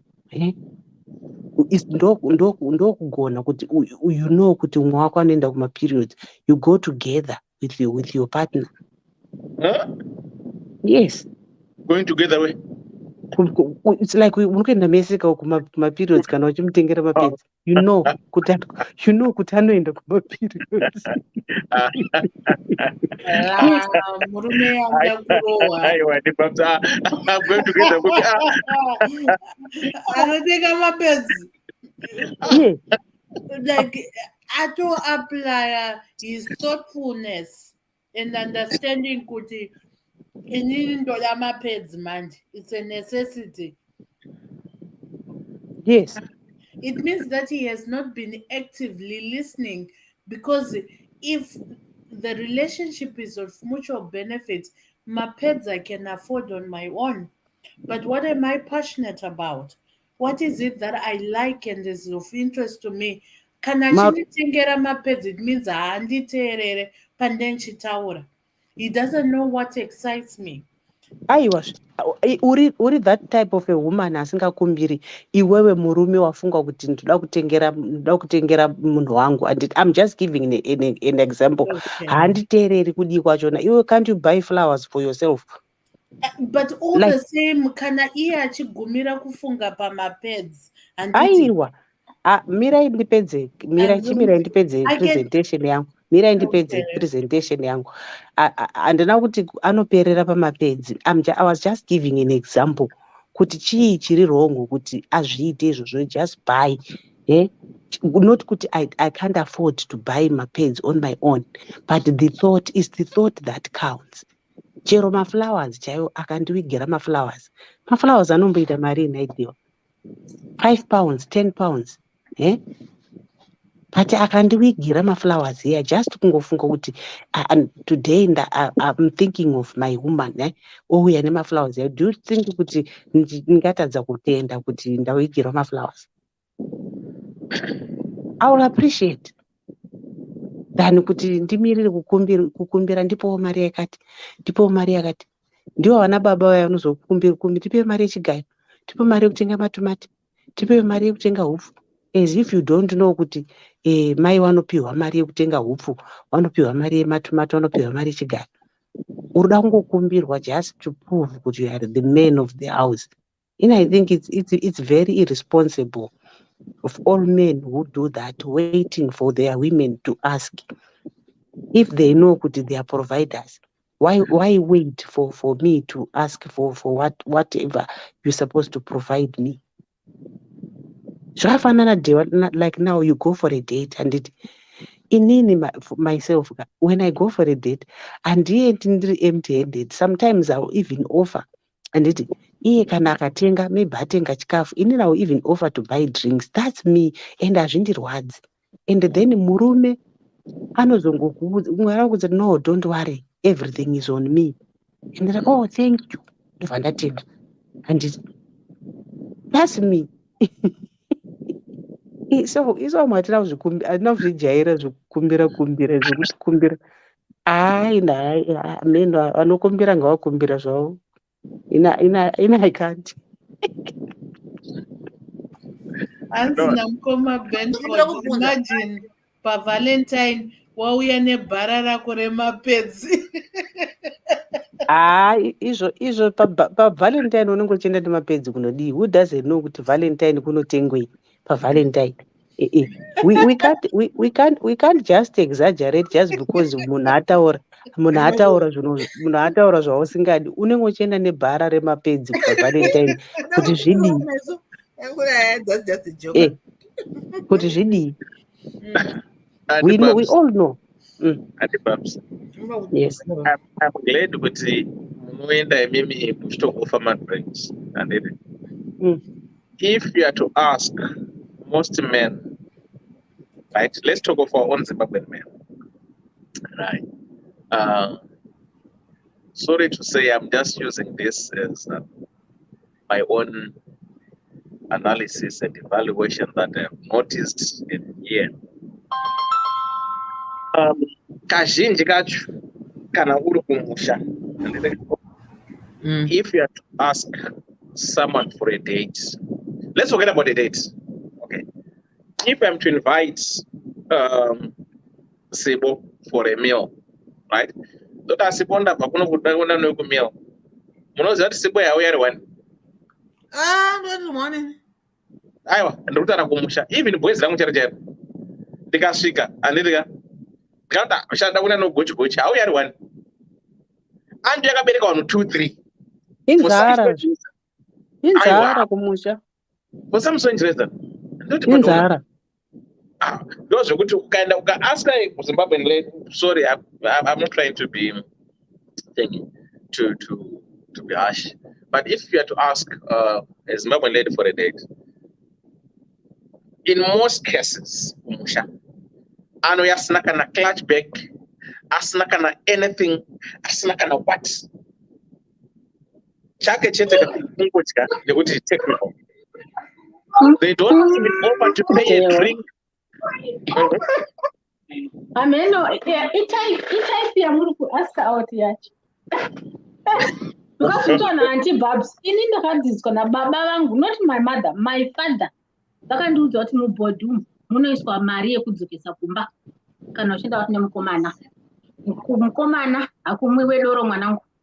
Kwakakubata kumukomana zvinofamba zvakadai. Saka kuti ndingasvika shuwa ndisina kana plan kana yekudzokesa kumba kana chi kana bhegi. Zviite.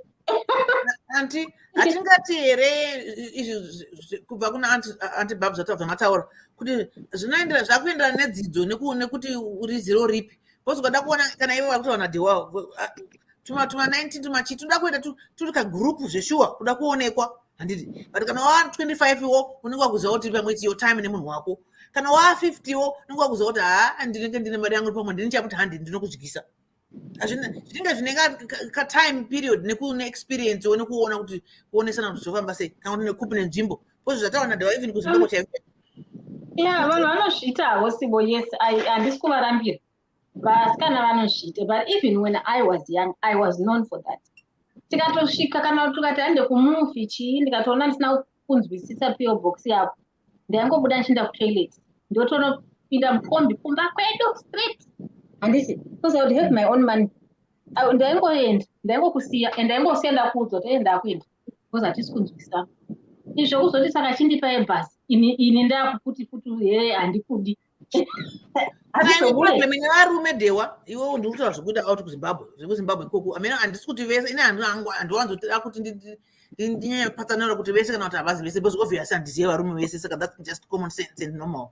Varume kuZimbabwe ikoko and I go out sure kana I do I like to go see kuti zvachinja kupi and I go I take myself out. Saka why do they feel intimidated naidewa unozviendera wega unozvigara and like to sit by the bar because handizvikunetswa.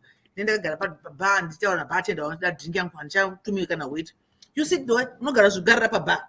Unoona kagentleman kari kuri apa pesu karitonhwa futi dikita uda kutanga kuti nai. Brother marasika here. So why do you guys do that? No pana kuti unyatsoona kuti kana iwa ukwana afuna kuseverera. You know what Dewa inini you know what kuZimbabwe kuti ndaita sei kuZimbabwe inini unozwa kuti handinoina ame politician kuZimbabwe taiti kana tikaita maybe kukaita function kana kuti maybe irali kana kuti chi afterwards leadership taienda maybe toenda goch so you find kuti kune varume nevakadzi varume ndo wonzi wonotenga nyama inena uputi yangu mari saka tiri kudii tiri kutenga nyama yemari kutenga nyama yakatekati saka tiri wangani panapa inini apa ndinchitozviverengera kuvarume vakadzi vanenge vatogarawo kuvatodhonza macheya wapeta maoko inini I will put my money yenyama tobatsirana even madrinks acho beat doro ndoisawo mari yangu ipapo and then this one day manje pano mumwe akazonditi iwewe wei yaunoopareta nayo wakasiyana nevamwe vakadzi vanongomirira kuti uite zvese everything tatozvijaira kuti ndiwe unobva waita everything saka ndoona kuti kupolitics that's why people are manipulated because you allow men to manipulate you because you want to depend solely on them, and yet wewe mari yacho unenge utori na better uise ikako ka$5 uisewo yako mari. It's something. Kwete kumirira kuti zvese zvibva ubva waitirwa everything. Ndo panobva manipulating, ndo panobva abuse ipapo. Varume vemazuva ano vari kurwadziwa nemari dzavo dhewa. Washoma vane mari wambinga ndodzisingarwadziwi. Ava vamwe vese avo vari kurwadziwa nemari dzavo kuti munhu ada kutoti ndimuitire zvese ungati ndinonzi ndiri mai wake kana kuti ndiri baba wake. That's what they are saying. We hear them saying that mumastreets. Arume vakuti hatisi kuda kudana nemasikana vasingashande because havasikuda zvekukumbirwa. Saka da musikana anoshanda kuti akanzi mari anonzi kana kuti iye anogona kukumbirawo mari kune musikana. Okay, ndatida iso. Ani bambu mapedza here ndipe Masibanda mukana tidendozwa uchiita cross Mitch and Max. Ndapedza mupei. All right. Masibanda muri sei? Mashombo ni Masibanda unazana. Masibanda. Masibanda. How are you? Mushe. Madi. So in I think I actually used to be one of those people. Kuti ndaiva ndazokupangidza zvokuti zvese pane chandisina chii chavo chataura chandisina, mota ndinayo, imba ndinayo, izvese ndinazvo. So I think zvinouya nematurity nekubvunza. I think she's very mature for a 25 year. At 25 handidi kuti abvunze bvunzo wakadaro. But I think at her age ndasingasvika zvese. Plus waste for me, I mean kubasa ndatold director at the age of 28. So I was that kind of person. Yeah, and I ran and I had, going for me. So I think nekuzokura nekuinteracta nevamwe unozonot ati zvazvimake sense. So I understand her and I understand her question. So for me, I would say to her, it's in your attitude, my dear. Because I think when we say about varume, they have a way how they like to be addressed and all that. And if seriously you are looking to be married, kana mumbacha kungoti kune varume vasina kukwana ngokuti ukabva wamuratidza izvozvo indaitozviita wabhadhara rent here munhu oti chii chazodi ndinobhadhara ko chakati waita here chikafu matenga mamati muchanotenga and then munhu woti dzaba chazoita hangu weekend yaisvika Thursday ndatenga chikafu ndazadza mapentry mumba ndaitova nechirama chekutoshuwa kuti when I've got it I don't really need kusvika ndatozombobvunza imwe time unomboziva kuti une murume riwe ungaenda kobhadhara rent wakakwana here kati wakakwana unokaka tingaswera tichinyengerera. So I think inenge iri attitude. Saka murume akakuona manje uine attitude iyo usati watombororwa wese anenge akutotya vanozotinetsa tikavaisa mukitchen. So I don't think varume vari kuedza kumudza kuti she's not a genuine person. I think what they're trying to communicate is zhambotaurwa kuti is the attitude. Is the attitude. Tinogara tichitaura wani pano pashow kana nagwangu vanogara vachitaura wani kuti kana dai ukata mamiliyoni ako asi kana usina respect and usina hunhu varume vanongokutiza. So if she's looking to be married, then she needs to rethink the way she looks at herself and herself in relation to other people. Because if she wants to get married, then you have to understand that you are going to be a twosome. Kana muruda uzoita a twosome, the other person anobotanga aona kuti the other 50% yandakuunza muupenyu hwangu tinozowirirana. Zvino kana uri wokuratidza kuti I can do everything on my own and I don't need you, auroreke nongorwa mahitenderana vanhu vachipfuura ndo zvinozorwadza manje. So you find there are a lot of girls like that. A lot of girls kana machechi muchinongotuna kuti sisinenge zvese vanazvo zvese, but sei vakomana kana vepana pachechi vachingotarisawo kudai hapana anosvika padhuze. Sometimes it's the attitude. Anenge achitongokushowai kuti inini nditoriwo ndakakwana ndakadaro. Saka unongofunga kuti saka inini ndiri kusvika ndichibatanidza papi ndikanomunyenga musikana. So it's her attitude, but it's good that she has asked while she's still young. So if she's here or if she's gonna come more, yeah, she needs to change her attitude. As women, yes, we like to, I agree. Hapana singade tumaruva, tumachokoleti, tumachiti, and we should learn to appreciate. And even uinazvo murume asina, that's no reason yekuti ungamudzikisira or anything. Vanhu tinongosiyana. Asi kana wada munhu wako, iwe uchizoti unotambira 100, iye anotambira 30, then you have to learn to live with that, but still respect that person. Because wabvuma kunge uinaye. Iwe wanyengwa ukabvuma, uchitoziva hako kuti munhu haana, iwe nazvo. So yeah, unless if someone ane more money than her comes, or are more well than her, but sometimes zvinozoita manje ukachisangana naanayo neanazvo sewe, anobva azokutreata zvokuda kukudzikisira zvekuda kukuratidza kuti aiwa kanyangodai uinazvo asi murume hauna. Saka inini I'm here to offer kuita murume wako, but anenge achida kutyora, you know, zvokuda kubhendesa munhu zvizvi, zvokuda kukubreaka, kuti kakuzviita umbingaresi hwako, kakuzviita ndoziva zvese akakandida ukatyora.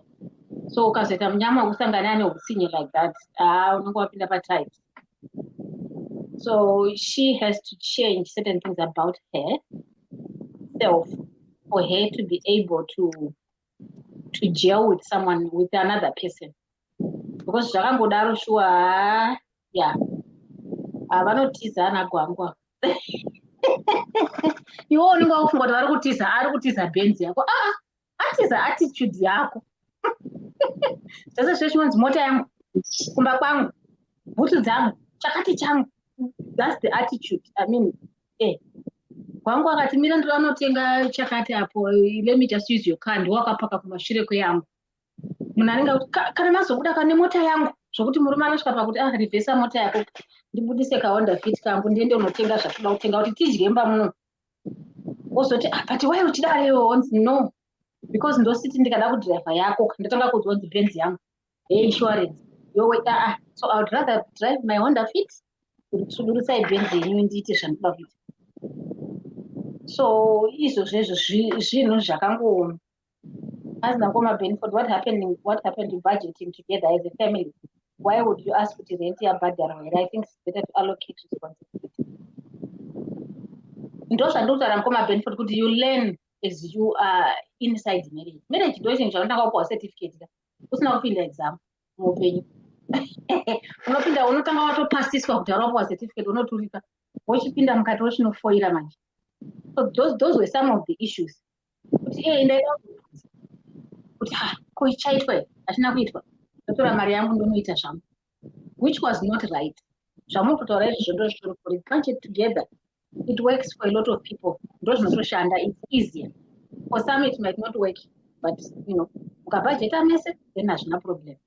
Nemuchingozwa kuti ningi responsibility yake ndeipi, but indaibva ndati angu maresponsibility neake acho akanonoka ndobva ndaita pakusatokwanawo kwenguva yacho iyoyo, pakusatongokwanawo. And yeah, as you grow you learn. So she has to learn. It's the attitude chetu. And it's not about kukumbira. Pane kusakumbira kwe pride. Kozoita kusakumbira kwekuti ndinongofunga kuti ko inga munhu anogona kungonditumirawo maruva wandisina kana kukumbirawo. But pane kusakumbira kwekuti munhu utori patight, and a person knows that you could ask, but you are not asking because you have pride. So zvine pride mukati. I think it's the attitude ngomatewa kana atori nazvo zvese akangogadzirisa ipapa anoswera apa kitchen, varume vari kutotsvaga vakadzi vanoshanda kudai vachitoshaikwa. Yapedza zvangu. Okay, thank you so much. So in short, Murukuti, some men are intimidated when they happen to bump into or find a woman who doesn't ask, are more independent, who can cater for themselves, who can look after themselves, or that kind of a woman who is not nagging. And I quote when you say zvangu, zvangu, zvangu, zvangu. Yes, that's the term most women say when they refer to the possession which you acquire, muri like a couple.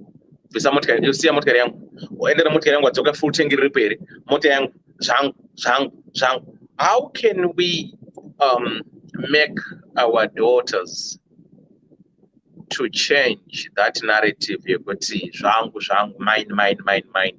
You normally don't hear more much it. No, I once give an example. You would say, "Can I marry a married couple?" Try it if you want to find out. If you are to ask your wife,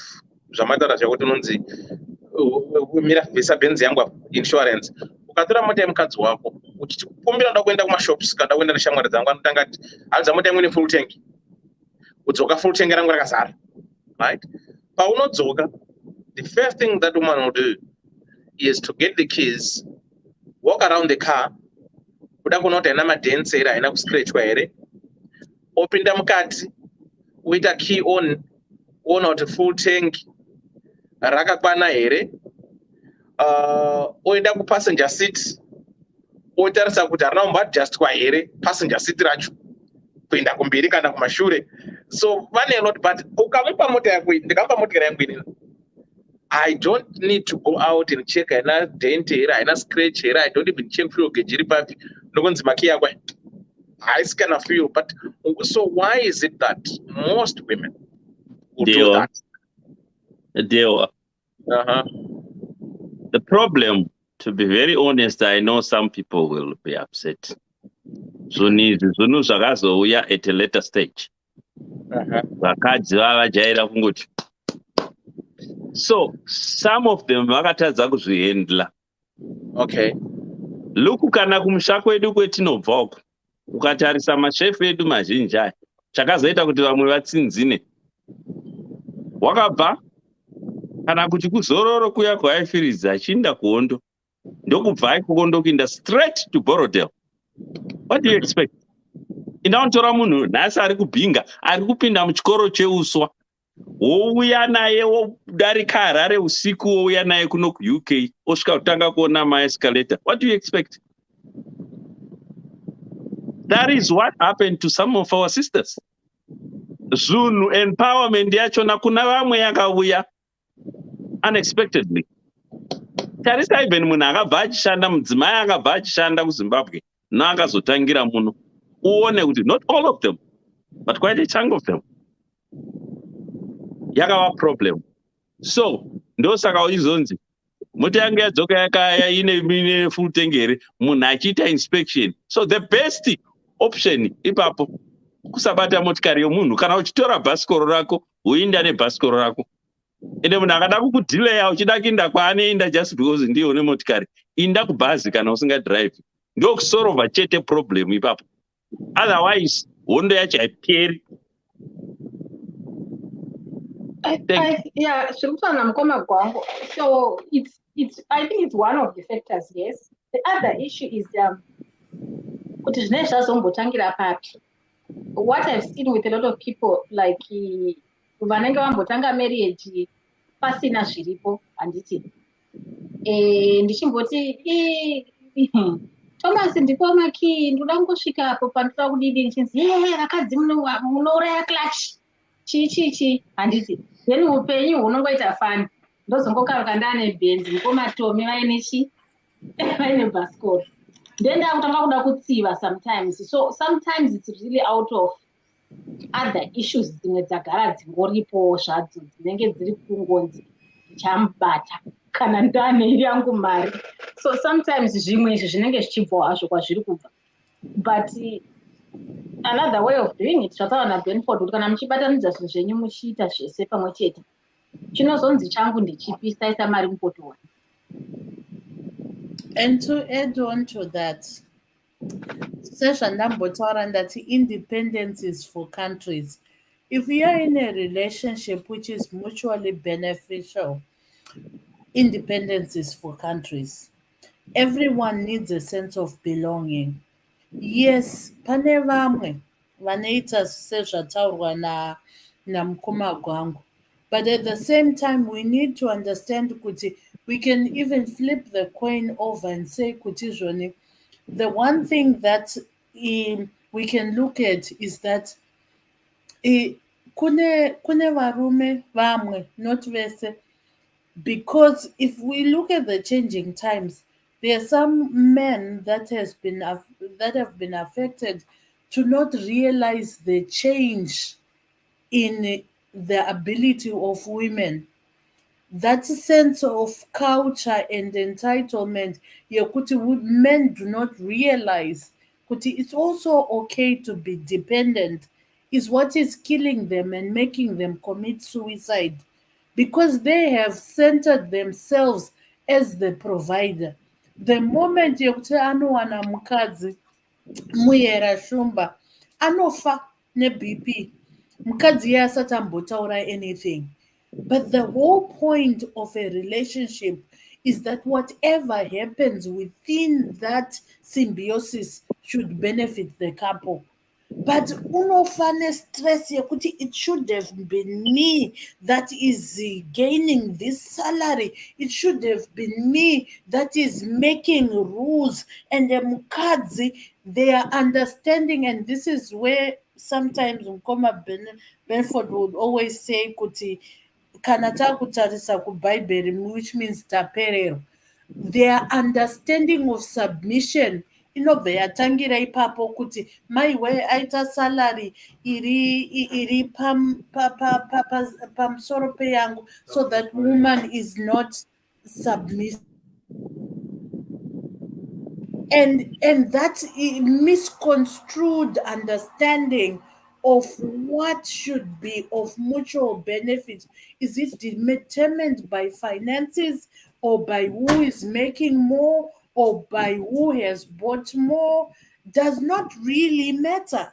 If people have an understanding of roles, understanding social reciprocity, kuti inini, my role is this. It doesn't matter kuti I know I can do this for myself, but I know that in my coexistence ne partner yangu, that partner has a role of this.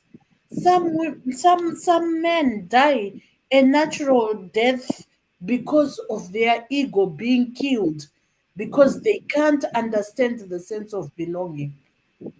And in the same manner, ma-parasites manje ndopaanozouya. A parasite wants to make it evident kuti they own this. We will, and that is the nature of life, that we will have parasites, we will have vultures, and they are necessary, I must tell you, these parasites and vultures, regardless of them being dangerous. But they are necessary to clean up the environment, because there are certain men that need them. They will clean up the environment real good, and if make some group of men feel good, kuti there is someone who has to validate that they own this, they are independent, they are the ones that are killing the animal, they are the ones that are cleaning up and eating all the dead matter. And some men will feel good about it. In the animal kingdom, it is necessary to maintain an equilibrium. But does it mean that they are necessary for a constitution of marriage which is healthy? Certainly not. But they are needed to maintain that equilibrium, so that the animal kingdom, which we coexist, has a healthy ecosystem. Saka pane vanovasarudza ivavo, kozoti vanosarudzawo. Ndosaka at the end of the day, waunodanana naye is a choice. Ukada kuenda kumaparasites ndiwe, ukada kuenda kune vanoziva kuti vanokumbira and vachikumbira so that it only benefits them and it's one-sided ndiwe. Ukada kuenda to those independent and vanotaura zvezvo zvekuti iwewo unobva wafila kuti he ndokwanisa kubuda murelationship ndiwe.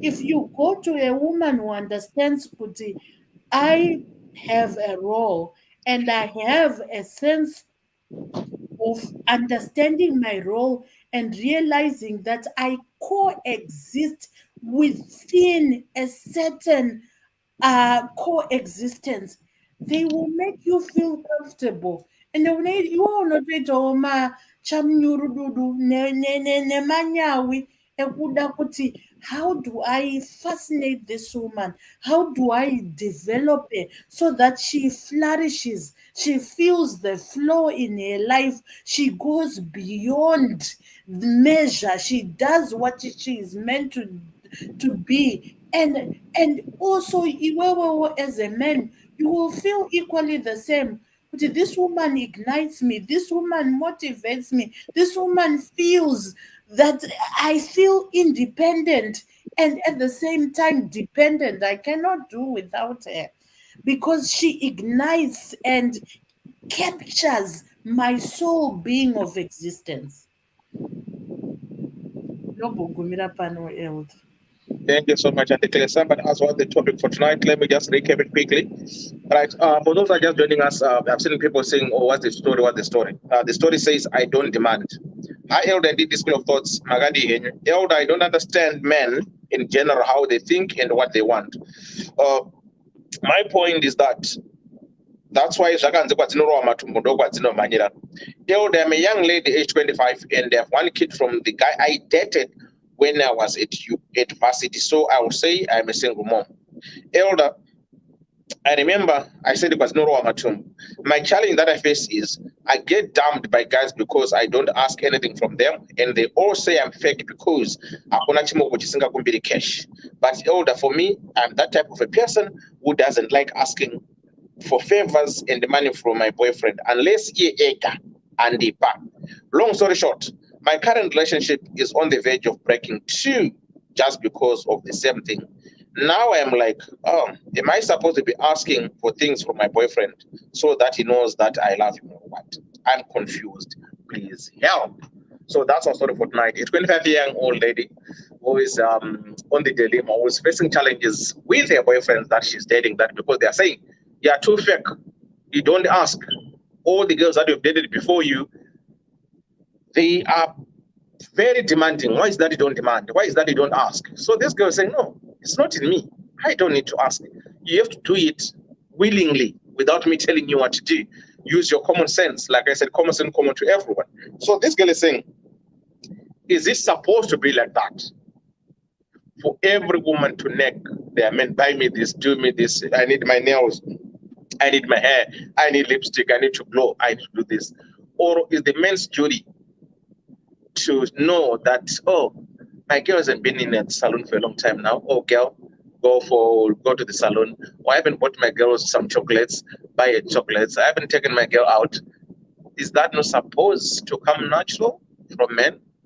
Is it that most men are now too reluctant that these women now can afford?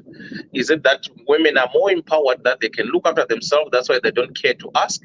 Or was it asking as a sign of desperation? Now not asking, is it sign of that the men, they feel that the masculinity is taken off by these women? So this is what this girl is trying to say. Look, I'm not that kind of a person who nags, who asks. I expect my guy just to do it, without being asked. So for those who are just joining us, that's our topic. People, they've had their views and everyone different opinions. Yes, Mngoma. I don't know, pane anoda kupinda here ndipinde zvangu because ndakureva foni yangu iri yakuita play up. I don't know. All right. Right. Chinoitika padewa sokutaura kwandamboita pakutanga, vamwe madzimai anofunga kuti maybe tiri kutaura ivo chete, kuti vamwe vanhu vakatadza kuhendla rekera ndingati empowerment.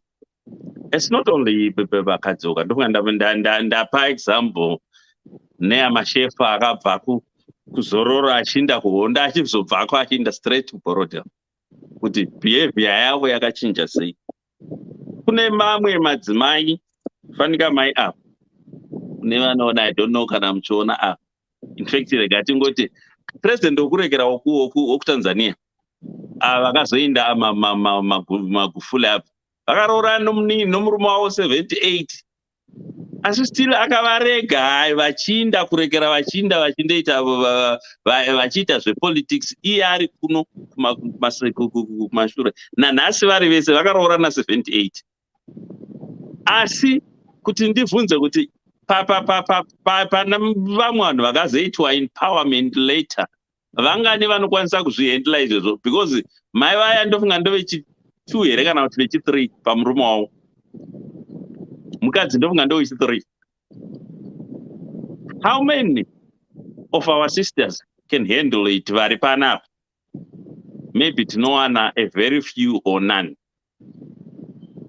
ndo imwe problem iriko kozouyawo izvezvi ndemutaura iyo generation yokuti inozongoda kuchengetwa and all the stuff igeneration weya takazoona manje yokuti ungagara zveshuwa uchiti mukadzi akuitire zvese iwe wakagara asi tiri kuiona generation yokuti inogara paplaystation oda futi kuzobikirwa nemukadzi abva kushift so you can see kuti vanhu vakikariba dzevanhu vatava nadzo dzakamboita sei parizvino but for uyu murekera advice yandingamupa ndeyekuti azvinetsa futi kumunhu usina kujairira zvekudhimanda izvezvo kuti utange kuzviita pastage yaaveri but she needs to sit down with ye kuti unoda kuti ndigare ndakakubvunza here chinhu chokubvunza chinhu chokukumbira chagara chinongondinetsa kana ini hangu kukumbira munhu chinhu zveshuwa ndine ndatozosvika paneimwe stage yedesperation nekuti ndiye ndisingadi kana kuti zviya tafamba tiri tose ndinondokudza kuti tenga doro kana kuri kuti tinomwa kana kuti nditengerewo dringi but dringi yokuti unongondipa kuti hamukoma handeitomwa madringi apo inonakidza kutambira pane dringi yokuti nditange ndadhimandi especially ukangoona kuti hamukoma pamwe havasi kusenza mazuva ano hondiona miromo zvino yachena kuti ndisvike pakuti mufana ita so vamwe zvakatiomera because hatina kukura mukurire uyu but vamwe it's easy kwaari kuti chero painda ifozha unondosvika achikumbira doro racho unokumbira handino umwe mukoma wangu ini aifamba nedzatsi unoziva mapepa eshuga ebrown aya aifamba imomo waitora chimonera chokudanga chiyafozha yekudanga yaisimwa nandasekuru kudanga otswanya oisa imomo oisa mukati mebhachi iye waisuta inonzi chii ifozha imwe yanga ine can't remember type Crescent or Everest no iripo imwe yanga ine kavix pakati ndo Everest not Everest hande ndichakuzza zita racho kana yanga ine mupepa rakaita green so ndo Everest mukoma Everest iyeyo ndo yaisuta no not Shamrock aiwa Everest ndiyanga ine menthol mukati yanga ine menthol mukati yeah that's Everest aifamba akaisa panapa ndakanyara umwe musi tiri patownship akumbigwa fozha noumwe muchinda ndobva atora madhirihora aya akaisa apa wakapfeka suti yakanaka zvika bepa iyi kana wapedza kumuona wozondiudza ndokupa mechisi naye mwana wakomutangiri zvichiwanga ndipapozha uchisuta pozha yakanaka zvika a beggar is not a chooser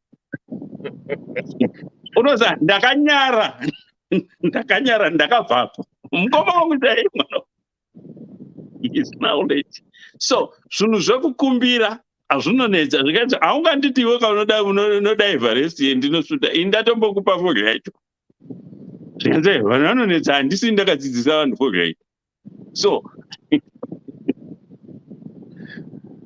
but angari right. Aiwa, asi ndakanyara hangu ndikabvapo because tatiri patownship.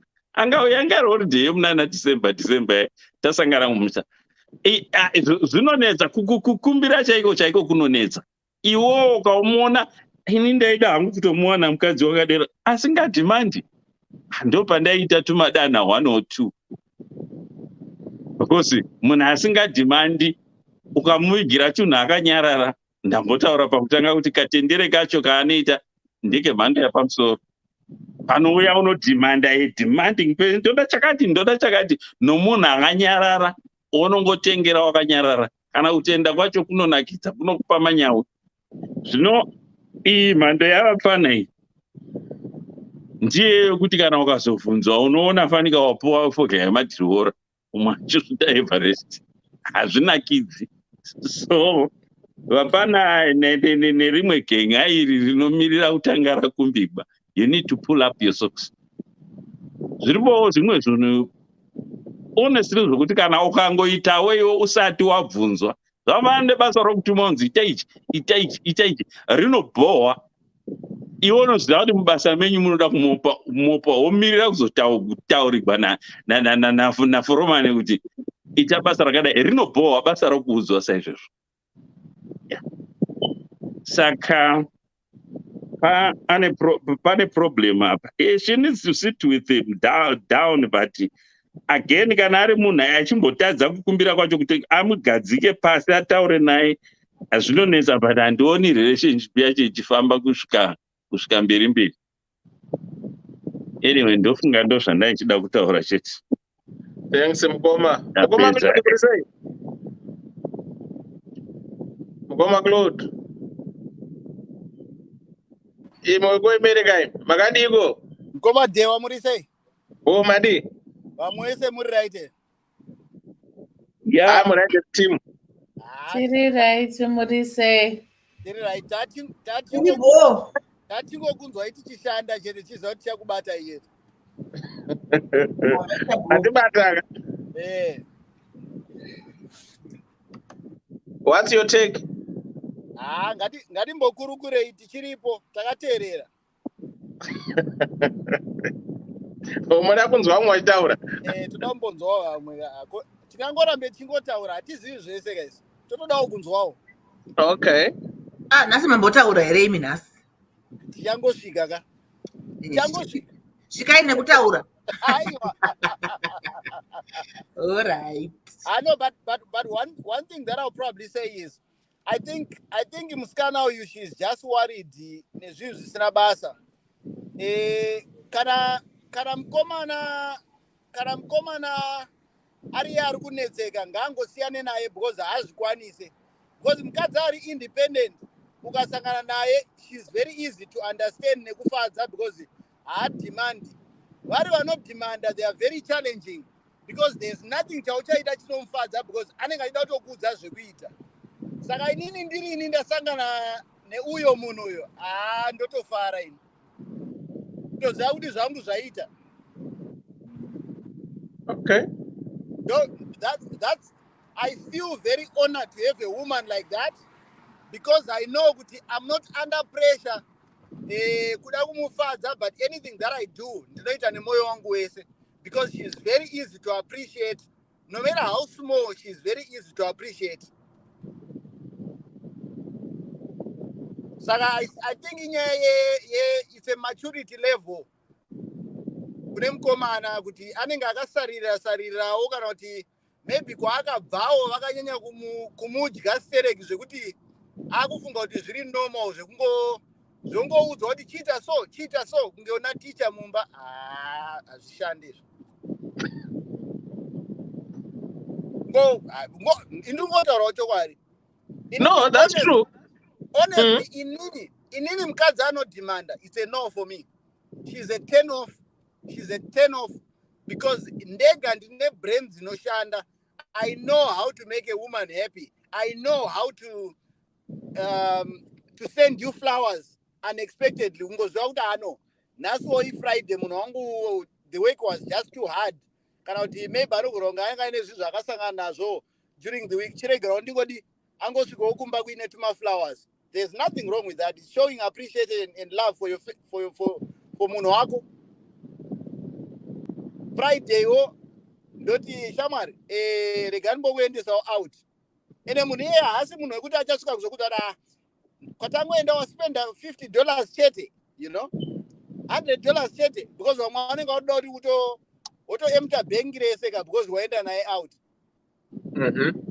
Saka I think that woman, in a very honest opinion, I would say that's a very rare gem. And magem akaita sewaya haachawanikwe mazuva ano iwaya. Mazuva ano wangozara mabonga chete kuti unoropozwa kusvika kana underwear hautenge underwear nyuwani. Uchingodyiwa chete. Saka ameno dai uye musikana uyo dai anga atori padhuze, hai ndaitotanga kutomuudzawo zvangu kuti ngatitaurirane tiwirirane pano because hai ndokwandoda iko. I'm motivated to do more for her because she doesn't force me to do things. I don't feel I'm being pushed. Ndotoita one moyo wangu wekutoziva kuti no, you know what, umwe wangu shuwa regai ndidai, ene moyo unoda manje, moyo unoda vanogara vachifara kusvika shumba yavhara muromo. Ndo maonero angu ini. Is it this just I'm going off from what you are talking. Any generation handizoti ndeyedu here isusu G50 kana kuti yana mudhara wedu yaita dzakutenga maminibhurufini nemasokisi vanhu vechirume, zvichiko here izvozvo? Kuzvitengera here? Kuzvitengera here. Iyo generation aziti igeneration iri kana yana mudhara wedu yekuti vaitadza kutenga masokisi nema-underwear zvokuti underwear pakati pensapa yaita buri, kwese kunze kutambo kwese yakanaka, kubhati pasapa yakaboka. Ichikwere generation kuti generation yakusina. What is being the reason? Hazvisi zvegeneration izvaya munhu anenge Afrisa munhu zveshuwa. Zvana reason here chiri munhu zveshuwa zvauda kutaura, munhuwo anenge achingoda kutsanidzira kuti pane chikoma ndikupfeka kana kuti pane unenge une favorite yako unongoti okay, no, yange ichiconnecta pawifi ndandasvika pamba. Saka zvandachitaura zvazviri zvekuti murume anotadza kutenga underwear kana masocks haisi nyaya yegeneration. Zvinenge zvisina kutosangana mumusoro. Because how do you get to a point yekusvika kuti underwear inobvaruka but unogona kuenda kunofadza umwe munhu? And I believe you must love yourself first to be able to love somebody.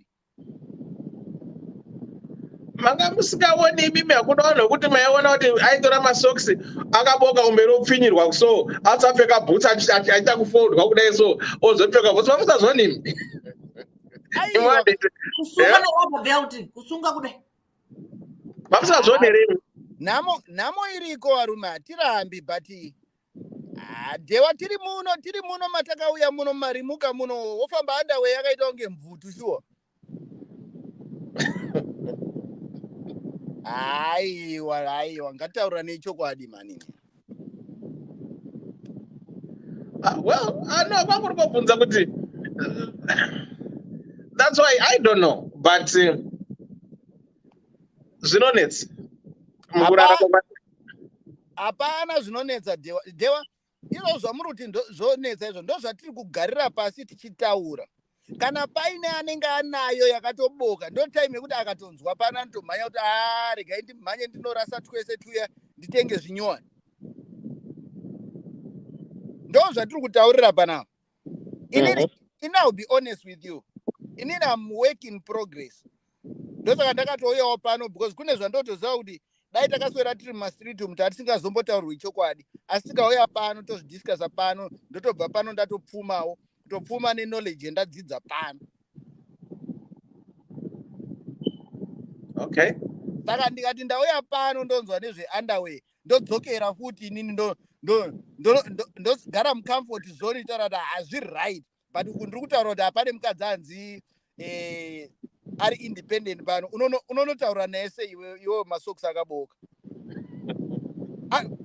andosvika ega achitoona kuti ava zvisati zvanyatsoita musha ngavambodzokera ava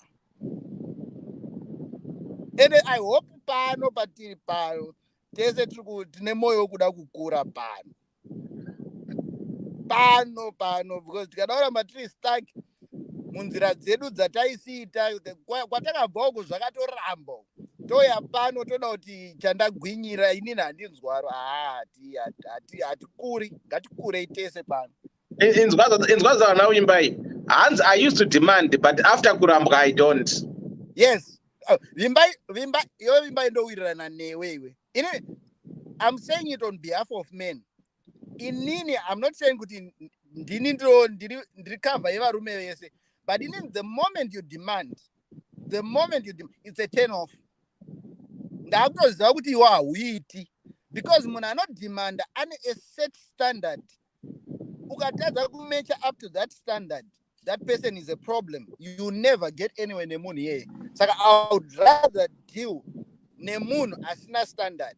Wekuti mira maruwa chacha $40 maruwa. Mwe munhu anokudza kuti hii naiwe sure. This is a nice price. Ndine mubvunzo. Yes, bvunzai. Kune zvinobvumidzwa kukumbirwa here? Ndiri kubvunza from opposite yavimba ndakada kutofanana neuyo anyora tsamba ine handikumbiri. I really try to just manage by myself and ukatonzwa ndichitokuudza nhamo yangu kuti isha handine stress yechakati. It's not like ndiri kukumbira nene ndichitokuudzawo because urume wangu. Then siri kutombokukumbira. But apa kwakuda kutoziva balance yacho kune zvinotombonzizve aiwa izvi zvinokumbirawo izvi zvazvikumbirwi kana kuti hakukumbirwe zvachose. Alright. Hypothetically tichangotanga relationship pano. Tatanga relationship. Atitanga na 1 week kana kuti 2 weeks. Wautotanga kuti asha ndine problem ndotsvagawo mari yekubhadhara mortgage yangu ndazoita problem yakati vana vangu vazoti. I'm just saying. Pakadaro inini ndakutoona kuti apa pane disaster because inini I would love to help you. But inini kuti ndikubatsire you should be able to tell me your position. Unozwa kuti chi? Ndakaronga tunhu twangu kuti ndinobhadhara mortgage yangu saka ndazongoita problem last minute. Mwana arwara kana kuti paitika zvakati saka ndazopesana ndashandisa $100. Handichazondoita sei? Ndegawo ndinofungawo. That's reasonable because wagara uine plan yako. But kana zvazve kuti mwedzi wakutopera ndaita problem chindipawo 1500 naivedwe tinosvikepi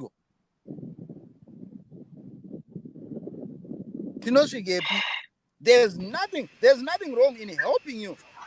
Inini ochaita inini ndogona kuzongosangana nezvandosangana nazvo. But I always make sure tiri munyika munomu I always make sure ndinogara nika savings kekungoziva kuti anything can happen. Ndogona muka nchirwara, ndogona muka paita emergency, I'm not saying kuti ndakarongeka sereke. Don't misquote me. I'm not saying ndakarongeka but inyaya yekungoziva nhamo kuti kwandiri kuno kwakaoma. Saka kubatsira munhu hakuna kushata but it's the level yekuzobatsira yacho nerecurrence yeproblem yacho kana yakuramba yanguva on automatic tosiyana nazvo totsvaga zvimwe. I beg to differ. Okay. Mira tinzwisisi Koni. Ari kubika uko ndiani? Koni. Hello. Hi, how are you? Do you demand? Reganditika, I think I don't know if she wanted to use the word demand because demanding is a bit extreme. Dayangoti vakomana vari kufila uncomfortable and vakumbiri because in nature, okay, just like me, in Indica demand was something from anybody. It's a turn off. even vana vangu vanotoziva kuti mai vedu doesn't need that demand forced from them, you know kana boyfriend, it's I don't know. I think maybe I'm like putting her as an independent woman. Saka kana uri independent ka zvine ma pros and cons, especially kana kupinda ma relationships, right? You suppose maybe she's independent. So ataura age yake, I don't remember pataura age. Okay, mina ndikuerengere nyaya yacho. No, ndaiwa nyara ndaiziva, but she's 25. She's 25 years old. Right. Saka that age, I'm also ndagoita a picture of what I went through dating at that age, right? I became independent at 18. Started working, done a good job. Saka zvinokupa a limit of people that you can date. Because, okay, for my background, ndakabva from a privileged family, right? Saka unenge uine that mentality yekuti nduda class yevanhu vakati, zvinokulimita. It's not kuti zvinenge zvichiitika, but it's just in you, haugoni kuzvidzupura out. Waona? Saka paunozosvika kuma 25 ka unenge watovaka zvinhu zvako, probably ane imba yake, ane basa rake rakanaka, ane tumari twake, right? Saka in any relationship ka, there's always spending. Usamirire kubvunzwa kana wapinda relationship ka, usamire kukumbirwa, please. Kutopinda relationship, it means kuti unogona kutenga twinhu twakati muchienda out, spending, because a relationship is all about spending. Hatidi kunyeperana. Saka nyangwe kuri kunzi, okay, suppose itsaga, nditi komana itsaga, musikana ari uko kumusoro uko, apana chaunoti I cannot give her. Handiti anazvo zvese, but pane kamwe kanhu kekuti aringodawo just because changobvawo kuboyfriend yake, right? Unongopinda mumba make, unongoonaona kana zvirimo zvese, unoona even maflowers. Ndabonzwa kumacloud achitaura nemaflowers. Just give maflowers every 2 weeks. Unongopoka delivery kemaflowers. Ndazonzwa kuti hanzi $30 yakato inotodhura kumaflowers iwayo. Hatidi yedu iwayo. Afodo kana $5 ema10 or indogara kwandiri kunoku ari kuma$5 flowers. It's all about the thoughts that counts, not kuti azotenga. But varipo avo mavakadzi vanoti anotengera maruva $10 afunga kuti anobashora. But I'm not putting that girl in that thing yekuti akutorambwawo. She really wants to be in a relationship. Atorambwawo nevakomana vachimuti nokuti hakumbiri. Matsaga ngaavasiya matsaga. Look for a guy wekuti they appreciate you and they will spoil you. Don't generation yatave mazwana. You need to be spoiled. Ndikona Sisibo, sorry, ndamboita mistake previously pa spelling yesterday. So ndona Sibo anditi anogara akapfeka tumake tumadhuku chichi. If I'm dating Sibo, ndokumutengera kadhuku kakangonaka. It's not about kuti aumboshayi. Kana ari musikana da maintenance yo, right? Anogona kuzviitira zvinhu zvake. But just go out of your way one time. Isu patakakura ka, I remember taitoita kabudget kekuti salary yangu iri zvakati, ndichatenga zvakati marent chichi waitonyora pasi. It's unlike now, I don't know kuti vanhu vachirikuita zvemabudget here, but tichikura isusu taitonyora. And kana uine boyfriend waitoziva kuti utoisa something chauchaspenda nesalary yako yemwedzi uno. So I don't know kuti zvaakufa papi kuti akungowana zvimatsaga pamuzvitatochengetwa zvimatsaga izvi, they're not worth it. Ngaangowasiya, kana mukomana asingadi ngaasiye. Ndo zvandingatotaura. Ndinodawo zvekutengera kuti dhuku totunetoyetiitwa mutaura. Imagine kana kachain, it doesn't have to be original, but kungonakidzawo munhu wako so. Kumnakidzawo so, kana ungotenga ka-foot bath zvako, opota uchimukwesha manga kumba, it's fun. Ndabva maome, mukomana akaomeka soka, it's a put off. It's a put off. Wakuti wanzanzi, iye zvatodzvenga kuti wanzi haasi kundikumbira. Mwoda kukumbirwa chii? Waona musikana auya kuzokuvhizita kumba kwako handiti, akwira kombi. Chingokupoka mari yebhazi. Usamirire kukumbirwa kuti anzi, saka uchadzoka unayo here mari yekudzoka. Anayo, but arikudo yako. And they don't ask. Vakadzi vemazuva ano havakumbiri. But you have to know kuti ndiri kumupoa something. You know, kana upgrade if you can afford it. Unowane chifoni chake hanzi A70 chichiyaya require. Upgrade chigono kana kuti inonzi iPhone 13. Umupewo zvinongodependa nehomwe yako. But anything, it's acceptable.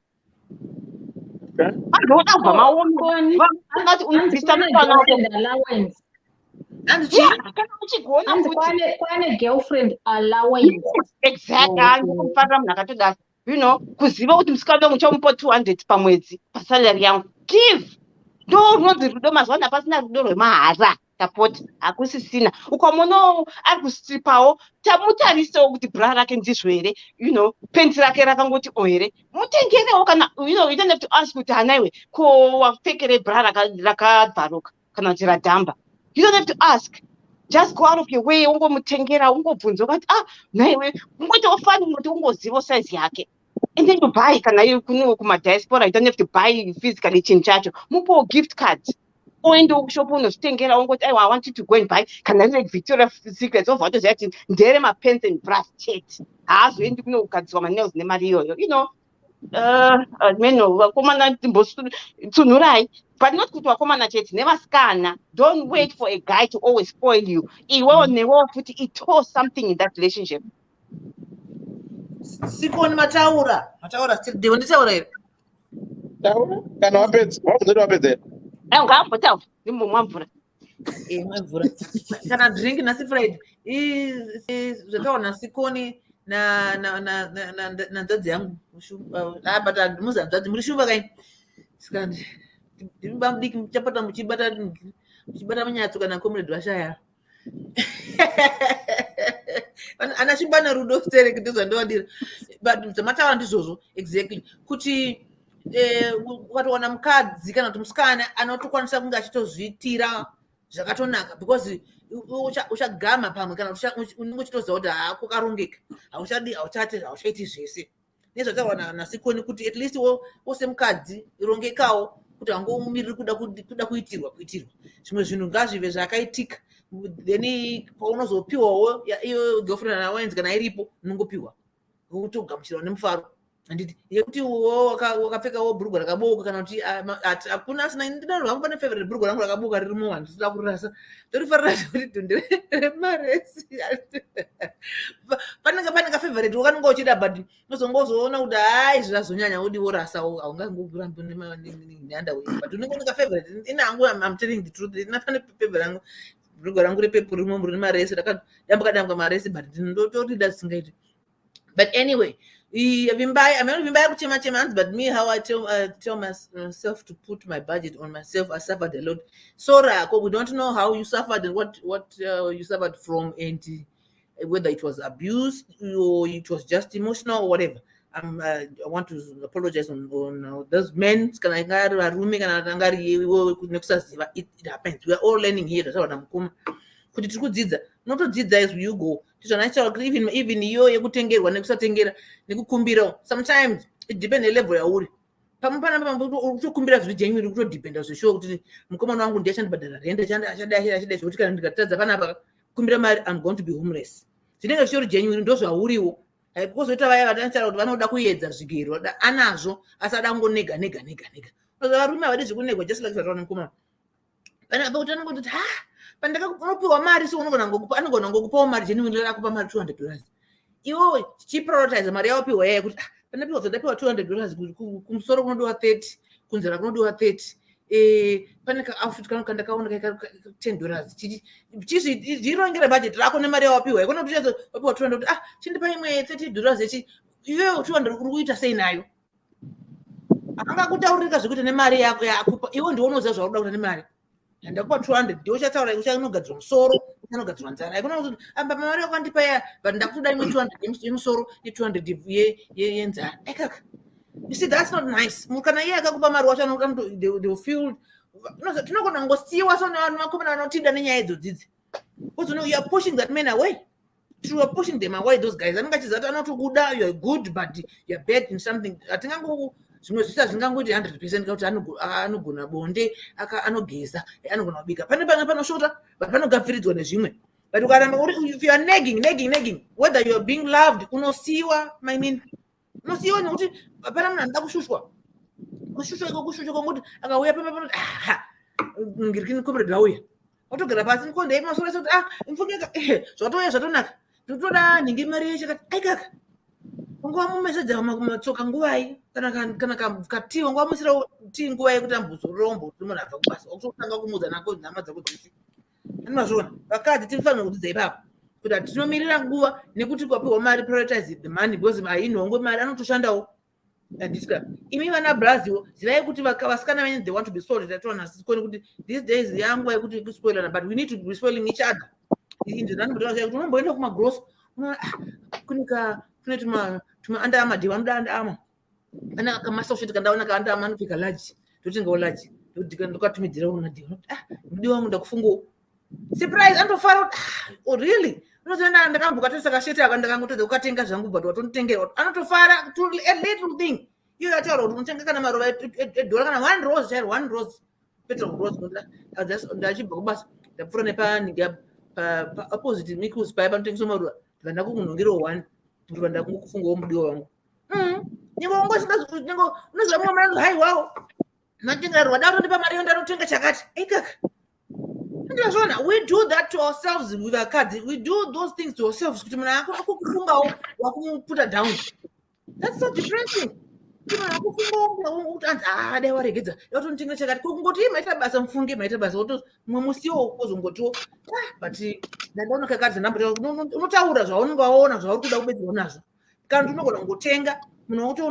this was costing too much. Men can see. But I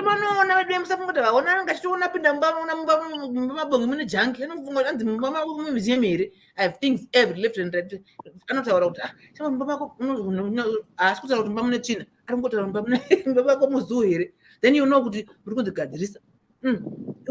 to someone to a tour. Can take advantage of what my route. There was a 1,500. There was a kind of 2,000. My and I watch Marino Ngoma, she's a muti. What? Huh? I'm going to pay you. Tender got to tender there in a way. It was a gungo tender, so Kadika of you cannot tender. Was what a fungo. Even you mean the mirror room at no good say when I saw when Musafu got the Trimafus. I think that is Mafus and Guados. Kadika got Dagucho, that's not a good because of the Nedovi, who has got your favorite. Yaku and then understand Dora and Dakutura and could be a road runner. Where got Gakazuma Rimi tender.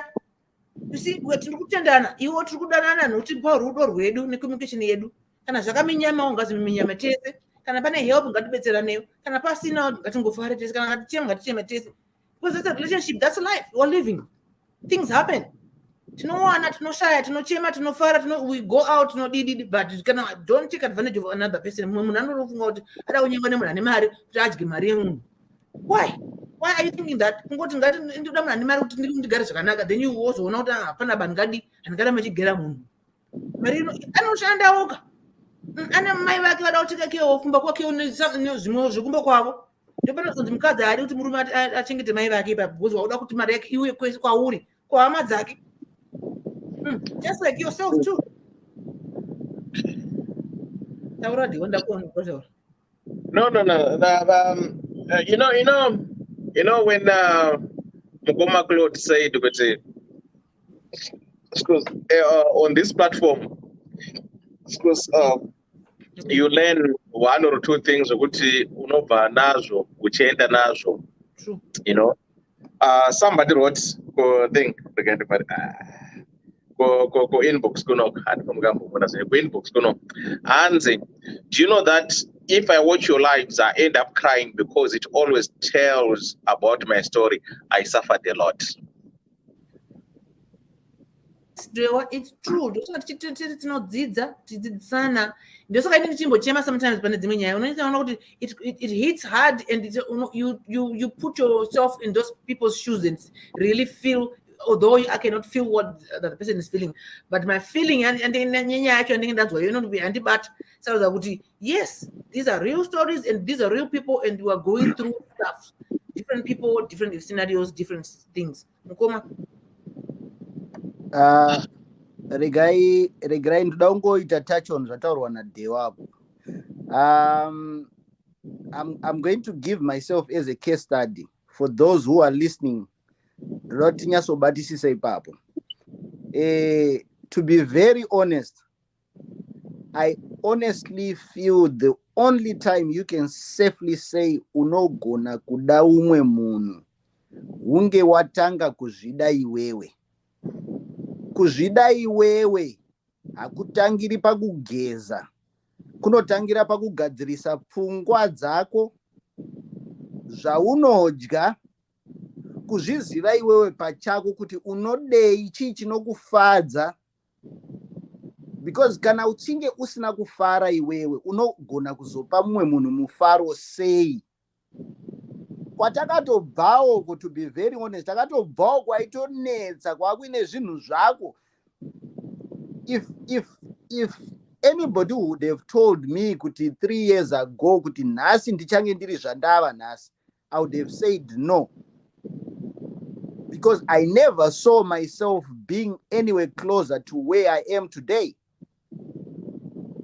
But I made the decision yangu ndega. Handina munhu wandakataura naye, no. I had to sit down neni ndikazvibvunza mubvunzo endakagona kuzvibvunza, zvandaipindura ndaigona kuzvipindura, zvandasingapinduri ndaitoona kuti panapa apa ndiri kuzvinyepera. And what did I decide to do? I decided to be the change I needed to become. I started understanding the importance of having the desired characteristics to become someone's person.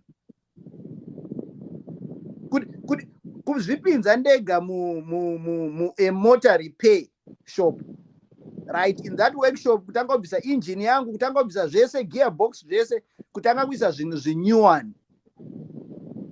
Pandiri pa handisati ndatosvika, but I'm still work in progress. This is why I encourage anybody can do it. Anybody can do it. Tine matraumas atakatakura kubva kudhara patakazosangana nevatakasangana nawo vakaita add on to zvatati nazvo. Izvezvizvi tangova ma-wounded buffalo tichifamba, chawabata chese unoparadza. Not because you are doing it intentionally. Unotodawo kuti dai ndada munhu, dai ndadiwa. But tanga wazvigadzirisa, tanga wagona kuzvida, wopinda mugaraji, wofixa twese tunoda kugadziriswa. On your part, that's what you can do. Iwewe kana wazozvigadzirisa izvo, it becomes easy. Paunobuda wakutarisana neumwe munhu, it's easier to deal with the other person because you are able to relate with yourself. Ngatitange isusu, we can only take responsibility of fixing ourselves first.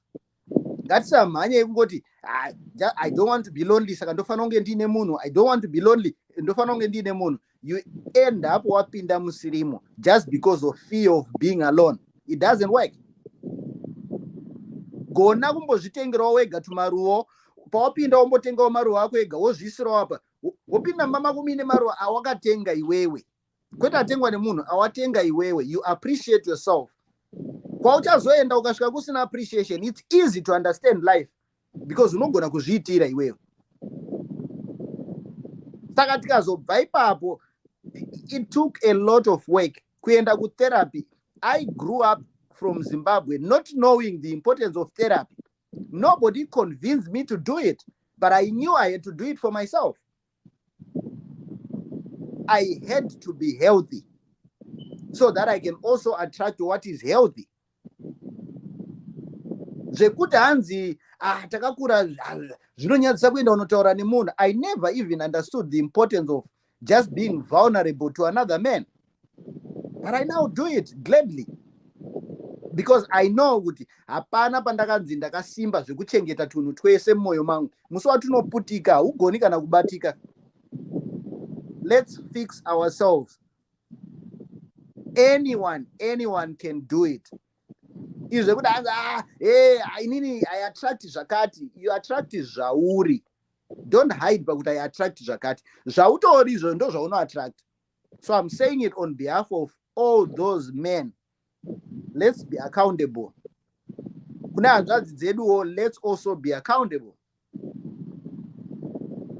tozoziva kuti kana taakufamba unosanganawo nezviri healthy, newo wosanganawo nezviri healthy, newo uri healthy, motaurirana mowirirana zvakufaya. No one is perfect. I'm not even perfect. I'm not even anywhere close to perfect. I used to be very temperamental, very. 2 minutes dzine dzatacha so. Pandakazozvibvunza kuti why? What's triggering me? Chii chandiri kuvanza chanisingadi kudenwa nacho ichocho. Saka once you start doing that, you end up understanding a lot of things about yourself. Work on yourself. The benefits that come from that, they are very rewarding. You love it every single day. Ngatiite zvinhu zviri normal zvinoita kuti future yedu inake. It's always nice kungogarawo nemunhu wekuti unomuda iye achikudawo. But let's not be afraid of putting in the work. That's all I'm saying. Wow. Yeah. Tauren. No, ndachida kuti pane zvanga zvichitaurwa namukoma Claudia ndikuti zvavari kutaura I'm thinking of this girl and I'm thinking of that attitude that I used to have as well. And ndikutofunga kuti she needs to sit down with. It's good with it. I keep saying she has done this very early in her life, and this is very, very impressive. I mean, a 25-year-old kashoma kuti agare pasaite reflection yekuti yeshu zvandinenge ndakuramba ndichingorepeata the same pattern, ndichingosangana nevanhu ndichirambirwa kunzi handikumbire or something like that. And zviri kutaurwa namukoma Claude, she needs to reflect on how is she attracting these people. Vanhu rudzi vakomana vacho, vakomana verudzi. If she sits down kunyatsovajota pasi chaipo kuti vanhu verudzi imbinga here dzevakomana, or what kind of men are these that she keeps attracting. Achazviona ega kuti my issues acho ari papi, and then iye achazviona ega kuti how am I attracting these people. Vanhu verudzi ivavo kuti munhu anokurambira kuti haundikumbiri.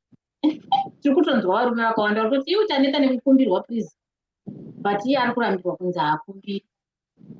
So there's got to be something chiri kuita kuti paite that discord. So indambotaura rangu nyaya attitude, because inini ndotozviziva kuti if you are that kind of a person wekuti unongochiti uchitoshowa kuti inini ndakabatana ini ndakadaro. So each time you meet someone else anofeela like that kuti imika mune zvese, what can I bring to the table? It seems like table yako yakatozara kuti wazadza wega, saka inini ndinokwana papi, chii chandinounzawo. So she needs to sit down as well and think about it kuti I want another person to be part of my life. Like, how am I going to do this? Without, and I doubt, Mukoma Benford Rambo Stora, she has identified but it doesn't really seem like it seems like it's a lot more. It's about attitude and something else. So she needs to dig deeper. At least atomboona kuti nyaya yekuti handikumbiri, maybe ndo zvaakaudzwa the last boyfriend or newaanonyatsoda wache kuti haiwa haukumbiri. So I don't know kuti munhu anokutaurira, maybe mukomana anenge achitry kuexpressa something kana achiti haundikumbiri, pane zvaari kuedza kutaura but maybe hazvisi kunyatsobuda. So it's either she can sit down with this guy and talk to him kuti okay, whether tadzokerana kana tina kudzokerana, nyatsonditsanangurira paya pawaipo unoti hanzi handikumbiri, uchii chaunenge uri kuda kuti ndikumbire as such, and unokuda ndikumbire here, unokuda ndikutextire here kuti maruva aoma, kana kuti uda ndikutumire message yekuti handisina mapenties, or can you buy me this? Chii chauri kuda exactly. And then she might, if the person ari munhu ari open, agona kutomudza no, it's not about that as such. But nyaya iri pakati nepakati. So yeah, self-reflection is very important in life. You need to sit down with yourself and have a conversation with yourself and ask yourself, ndamboyanyotadza chii? Chikuti ndaita uyu ndarambwa. There must be something that I'm doing wrong. Inini wacho ndini common denominator. So yeah, it really works zvekutora namukoma cloud hatingazotauri zvakawanda hekuti vamwe unozomisquotwa but zviri kutaurwa hazvo zvekuti gara pasi munhu with yourself, have a conversation with your own self, ask yourself why you are the way you are today and who you were yesterday and where you are going tomorrow. And kana waona kuti zvinhu zvako zvoda kugadziriswa, ask yourself, how can I get this fixed? Mukoma cloud wataura about therapy. That really works. Vamwe kuda kugara pasi nevamwe madzimai chaiwo wobvunza kuti nhaimberere zvambotaura nasibu mumba munogadzirwa sei, ndanzina shumba mumba mako moita kunge zoo, problem yangu ndeyechii. And another woman can tell you kuti ish munozviwanza zvidhoridhori mbomo zvakawandisa, kana kuti maruva enyu aya takutokachidzwa tiri muno, you know, small things. Find what causes all this and try and fix it. Yeah, thanks. Right, Hansi Navimbai, but guys, to tell you the truth, nowadays I will try, but ndega ndotochika about my past. Vimbai pastika nyaya pasti vimbai dazvinzi tinowaridza pakuvhura kubvisa kamera kwakuti ndionei ndini uya kunogona kuzara vanhu kuinbox kwadewa kuti munhu munomuziya here kwaakabva. There are a lot of things that people can tell you about other people zvausingambofungi, and sometimes you think people know about you and they don't. Unenge uchitongotyawo hapana hako unotosvika panzvimbo and people don't even know you, and pamwe munhu wacho ukazomuudza kuti cloud shamwari nini ndakambodai unokuudza kuti shame soro ako. Anyway, ndo zvinoita upenyu and moves on. Haana kana basa nazvo, iwe unenge uchifunga kuti vanhu vane basa nazvo ivo vasina. So you know, don't you look like you are very young, late. Past ndo kwaitori koko kupast koko. Sorry, I think Auntie Cleo or Connie wanted to say something. Ndachida kutaura something. Thank you. Inini hanguka, I will reiterate, independence is for countries. As for me or my partner, they are not independent. If we are engaging in a symbiotic relationship, there is need to have a great understanding of what we call mutual benefits. That is a healthy and effective relationship. Mamwe anenge ari maparasitic kana kuti ari ma-one-sided benefits ndo ari unhealthy. But in an animal kingdom, like I have indicated, those relationships serve a necessary evil. Kune vanhu perhaps vari emotionally fragile or vari egocentric that want to feel that when they belong is when they show off or they play an integral role of providing. Vachinzi ndiyo mbinga iyi, ndiri kudana nembinga, achibigwa either partner yake. It serves to boost and maintain a relationship, either one-sided or parasitic to that person. And it enables that person for that periodic time until they come to a realization that it doesn't work.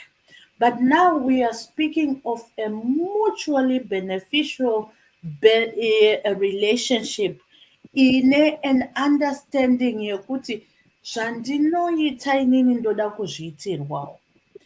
To provide for that sense of belonging, I'm going to start from the very beginning. And I'm saying this with years of experience in marriage, in being single, I've experienced all aspects of life. One, if you are dating a person, inini ndichitoenda kunodanana ndichida kunzwisisa munhu, the first time yandinosangana nemunhu, even ndichitoenda naye whether tadya masau kana kuti tadya KFC kana kuti we are in a restaurant, as a woman I will offer to pay the bill. Ndisina any malicious intent, but I will be watching whether this man will take the instance to offer to pay the full bill or not. And I will be taking lessons and investigating what is necessary to understand the future and aspects of this relationship. Kuti, what is his sense of belonging? What is his understanding of his role as a male species? Because we are of different species here, and we are hoping to engage in a mutually beneficial relationship. Saka ndiri panguva yekuita investigate, yekuita experiment, yekuita kunzwisisa kuti what is the basis and background of this person that I'm going to coexist with. So, again, independence is for countries. So, one of the things that is imperative is that even through, fine, we have passed the dating process, I've realized, okay, fine, he didn't offer to pay the bill, but he was very courteous in the way he conducted himself. You're looking at so many things. It's not a financial thing, but you are looking at mannerisms, attitudes, aspects of how he holds himself, how he engages with him, how he makes you feel a sense of validity. And at the same time, you are socially reciprocating the same thing. Anditi, takura ipapo, wakudanana nemunhu, you are still investigating, because the only time that you are guaranteed could a relationship experiments are done is when you have tied a sort of permanency, whether it be by legally affirming that he is yours, and and he has indicated that you are his. That's when you can affirm that at any process you're still experimenting, investigating, gaining a holistic view that you want a permanency with this person. You want to understand that he has your back. So, when this person said, I don't demand, the lingo and linguistics yekuti I don't demand, it doesn't necessarily, vedwe, ma-parasites kana achikukumbira they don't come out right and say ndipo mari, ndo ma-parasite akadhakwa, ndo ma-parasite asingafunge. Have you ever asked yourself, why does a dog stay with a tick and not remove it? For years, permanently, chisakiwa blood, and does not remove a tick that is there. And it takes it a long time to. Why? Because the parasite understands the nature of the game, and it has meticulously has skills of knowing how to be a parasite and coexist like a parasite. So, in a mutually beneficial relationship, you have to be tactful. Nobody is asking you to go outright and ask. Nobody is asking you to ask. But you have a way of tactfully communicating so that the person that you are partner with, whether male or female, has an active listening ability to understand what you are passionate about, to understand what fascinates you, to understand your points of needs, so that they know that they are inclusively included in your life. They take it upon themselves to say, I know kuti Dewa vanofarira zvemusic. So if I surprise him with a CD, that is his love language. Ndikamusurprise nemaflowers, munhu yakakurira kumachabiana anondibvunza kuti maruva anodyiwa here, ndatoirasa. So you actively listen throughout the relationship to understand the love language of the person that you are having a relationship with. And you understand, how do I ensure I mutually benefit this person so that they feel a sense of belonging in the relationship? They feel that they are needed and they are wanted. Mind you, the demands are not financial. The sense of belonging is placed upon a partner in the sense of understanding their role, their value, their need, and what they are meant to do. Zve-financial izvi zvinotozouya nekuti okay, ndakushandisa mari kuita what is meant to be. Anditi, if munyori kana ane attitude yekuti I will use my money to facilitate the things and the roles and even show you that I'm even capable of doing your role whether you are there or not. She is failing herself. She's being self-destructive. She is not managing to exist in a symbiosis that is healthy for her to form a permanency in a relationship. And she will suffer for that. And she will go on to find kuti munhu wese who will want to coexist naye will not see their sense and value because she doesn't have to say so much. All she needs to do is to present with attitude. She needs to present with, I can do it by myself without even any utterance of any verbal or communication because all that she's doing non-verbally. And in any animal kingdom, panoonekwa kuti handisi kudiwa, my role is not necessary. What does a species do? It moves on, it evolves, it becomes extinct. And this is what is happening to some of our men.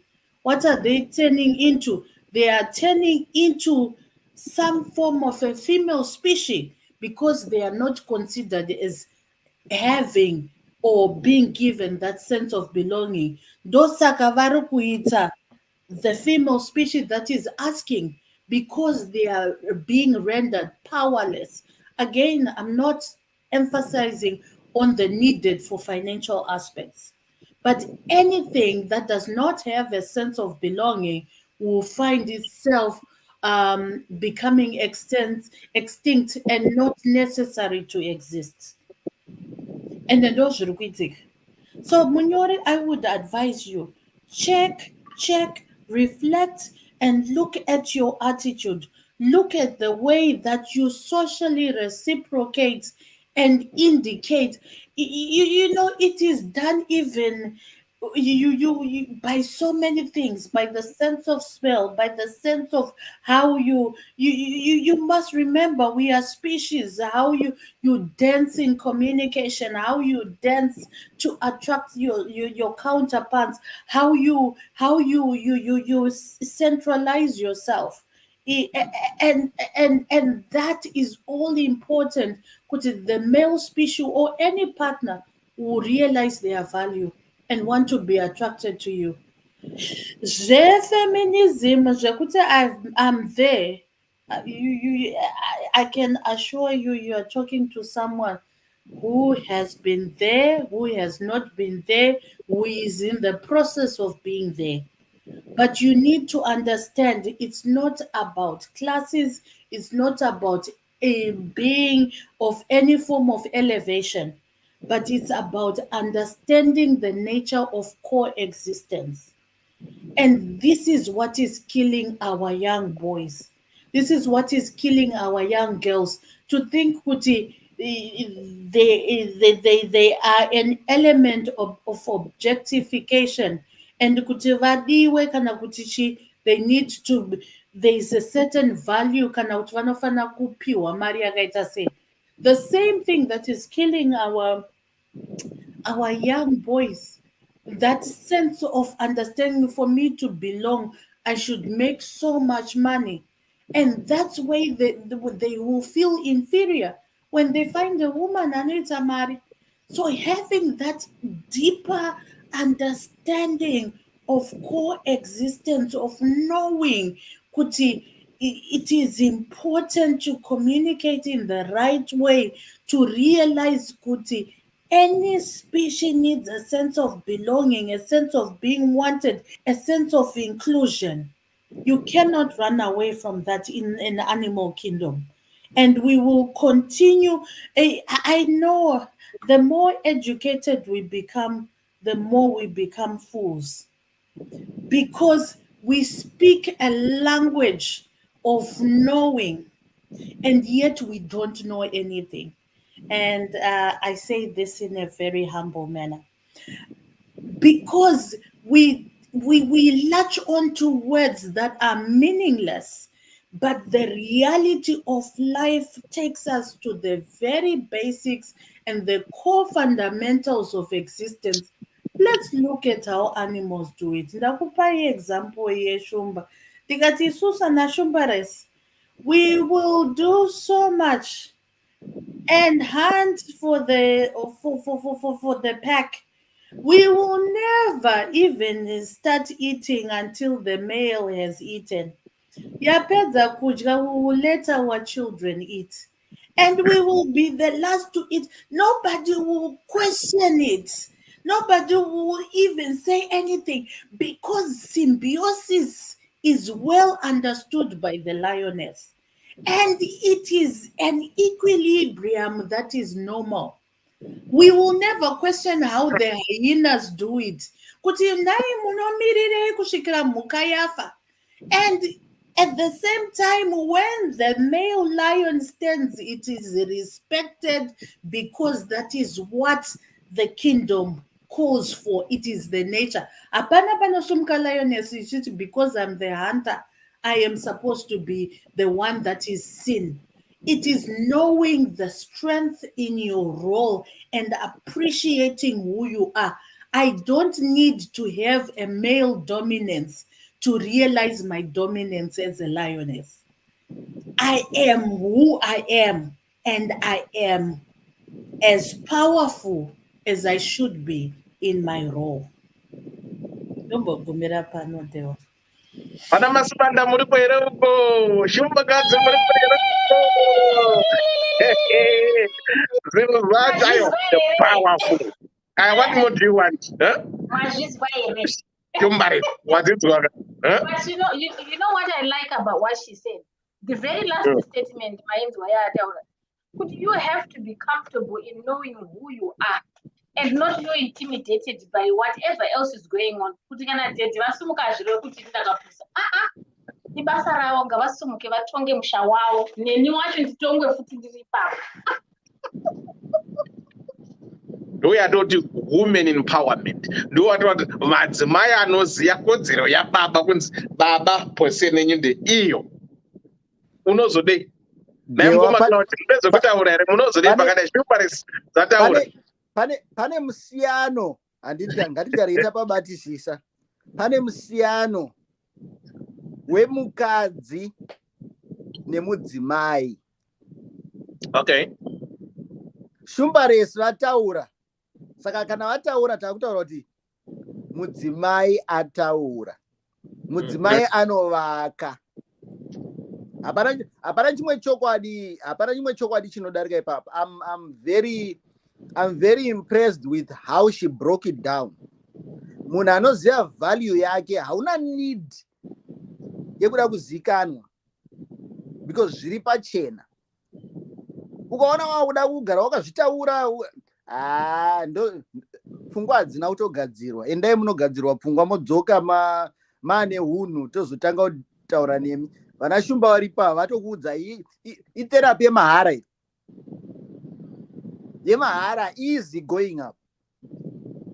I appreciate. Thank you very much. I needed to hear that. I hope varipo vari kunzwa, because kuna vataura nyaya yepast vaya ngavagari vaziva kuti they are never a definition of their past.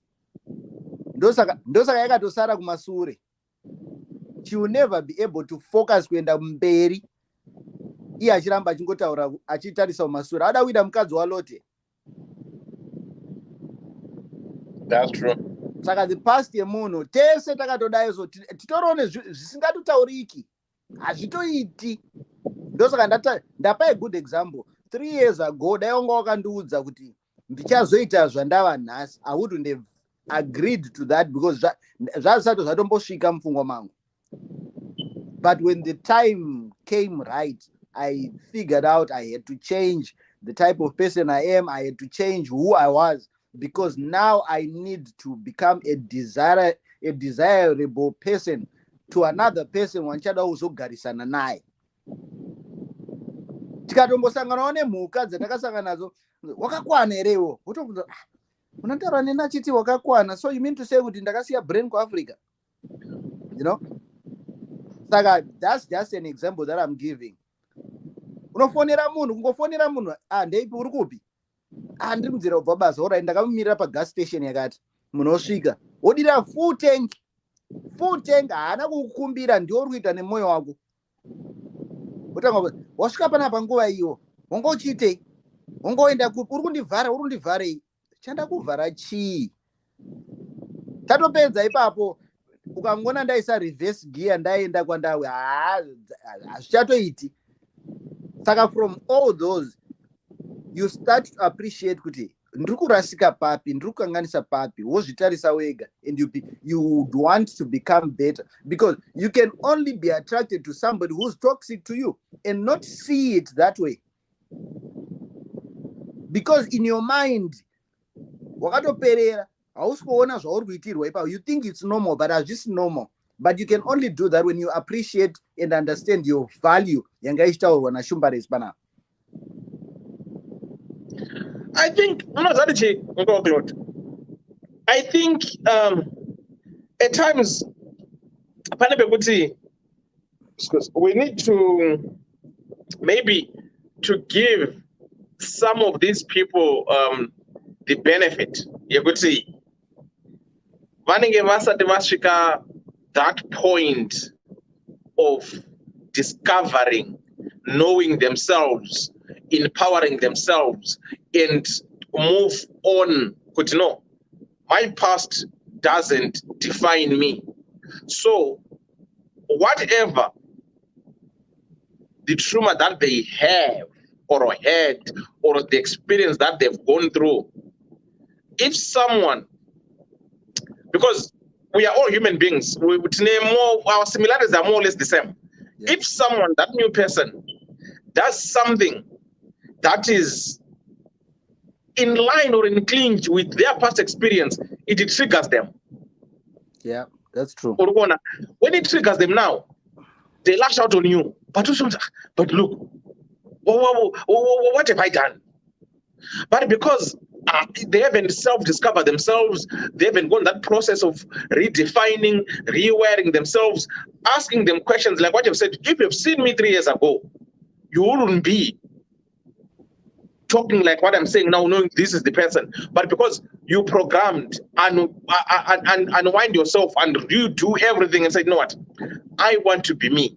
I want to be the new me. I want to know the difference, to differentiate the good and the bad. I need to reflect first before I say something, which gives you, okay, I need to hold back and say, okay, I'll do my own analysis. Then I will act after I have reflected, analyzed the whole situation. But for someone who hasn't, like our sister Kuti, she's afraid of falling in love or to try something. Why? Because of a past experience. Right. So that past experience is still haunting her. Because why? Because like what I've said, with counseling, you need to volunteer it yourself. Mm-hmm. You need to go for counseling. And for counseling, I think it's easy if they counsel something that affects maybe your thinking, you might change your thinking and your behavior. But there are certain things that you as a person, you need to walk that walk yourself and say, you know what, this is me. Let not someone try to define me. Let not my past try to destroy my future because the other person didn't appreciate me, or because I was this kind of a situation. So you happen to come across a lot of people who are broken to a point they would say, you almost forgot, but honestly speaking, that's there. Right? Ukatarisa mumaseko zatire ma social media, ukaenda pa ukakomenda something, right? I'm telling you, 90% of the people, they don't read to understand. They just read to comment. Also not, but see, Muna understand the but no, which I don't actually just to comment. Cinema are so broken to a point they would see. I don't know how best we can, as people, could see way better. I think I'm gonna do a topic soon after. I did my life in and after the pandemic. Yeah, COVID. Then Friday, what do you call it? Year profiling. Then I think a week or soon after that, or those 2 weeks, to are bringing trauma. Which, as we are now, right, with the way we're raised, especially we as Zimbabwean children, at one point,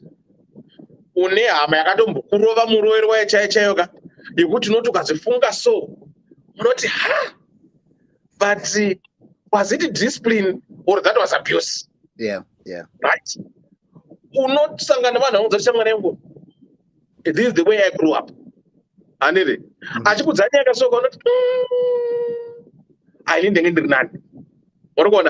so we want to find out from those people, but now you are grown-ups, you are adults. Have you healed, or you are putting that on your children? Yeah. Because for you, what is normal, or have you defined yourself? No, I don't want the way I was raised to affect my own kids. So that topic, let's just try to open up and talk of the hardships that went through our hands of our own parents and their relatives, which affected most of our generation, if we want to say the truth. Because me,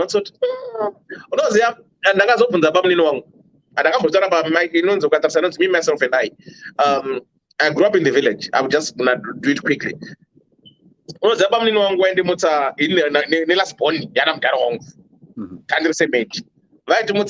4 kwenda kunorima munda uri kunzwa iyo vakarara nemukadzi wavo, right, yakuma past 6 to 7. Unoziva munenge muri vana vadiki apa mune hope muri kurima. Isusu pachimanyika tinoti mabhanki anoziva panoenda gejo rinofanira kuramba tiita pattern. Saka pane pekuti rikajeka soka panosara paine a lamb of grass and everything. Saka tinoti mabhanki iwayo. Unoziva taizorohwa nezvitoro bhose nyoka dzapinda mumba uri kunzwa tainorimiswa nemwedzi because kuno kune mwedzi tainorimiswa nemwedzi. So it became our life yekuti we were beaten. Then unoziva munga handienda zvokukushwa chimwaiwa so then munozoipaurira pandoti kuitambudzira. Then kana imwe isina kubata munoti kana kuchinaya munofanira unoipaurira muchibva maisima. Okay. Ndokuti ibate. Saka he will do that kuti when the rain is pouring munonzi ndaya muda munosima munga. Munoipaurira umwe achikanda kumberi because very soft ka unongoenda kabadza uchida kuzofushira. Unonza saka okay, fast forward. Life. Like I'm here now. I'm okay, to be honest. Yeah. Even now is no longer in that position. So I had to send his kids to school, who happen to be my brothers. Yes. I got my cousins, my brothers. Right? Because one of them I sent them to school. I look after him and everything. Ndakazwafunza now. zvamaitita zviya, because my mother ababa passed on way back. Ndikamupa zvamaita zviyana ababa nini zvakanaka here. Now I'm grown up man, right? I've got nothing against you. Saka there's a lot that if I want to tell you stories about myself, we want to like try. I'm saying this because of the lady that she's afraid to move on. But at times, consider more on your past experience. Consider negatively, you won't prosper as a person. Yes. At times, just try to say, you know what, it happened, and how can I make myself better to empower myself by learning from those things and use those things to identify if you are getting into a new relationship. No, I don't want. That's why you're gonna do the profiling. But see, for profiling, you want some red flags because we are not new into these relationships. Yeah. Saka, like what you've said, was up a gas station or some full tank. Out of where have you been? That I made for 20 minutes. That's what I said. You say, seriously? Do I need that kind of nonsense? No. You move on. Then you find the other person, like what everyone was saying, maybe this girl is not because maybe another attitude or there's something which makes these guys leave. Right? Not because maybe she's well come from different backgrounds. Maybe are well up to a point they would say, you my wife have the when I want to go for holiday, I want to go to Dubai. I cannot afford Dubai. Right?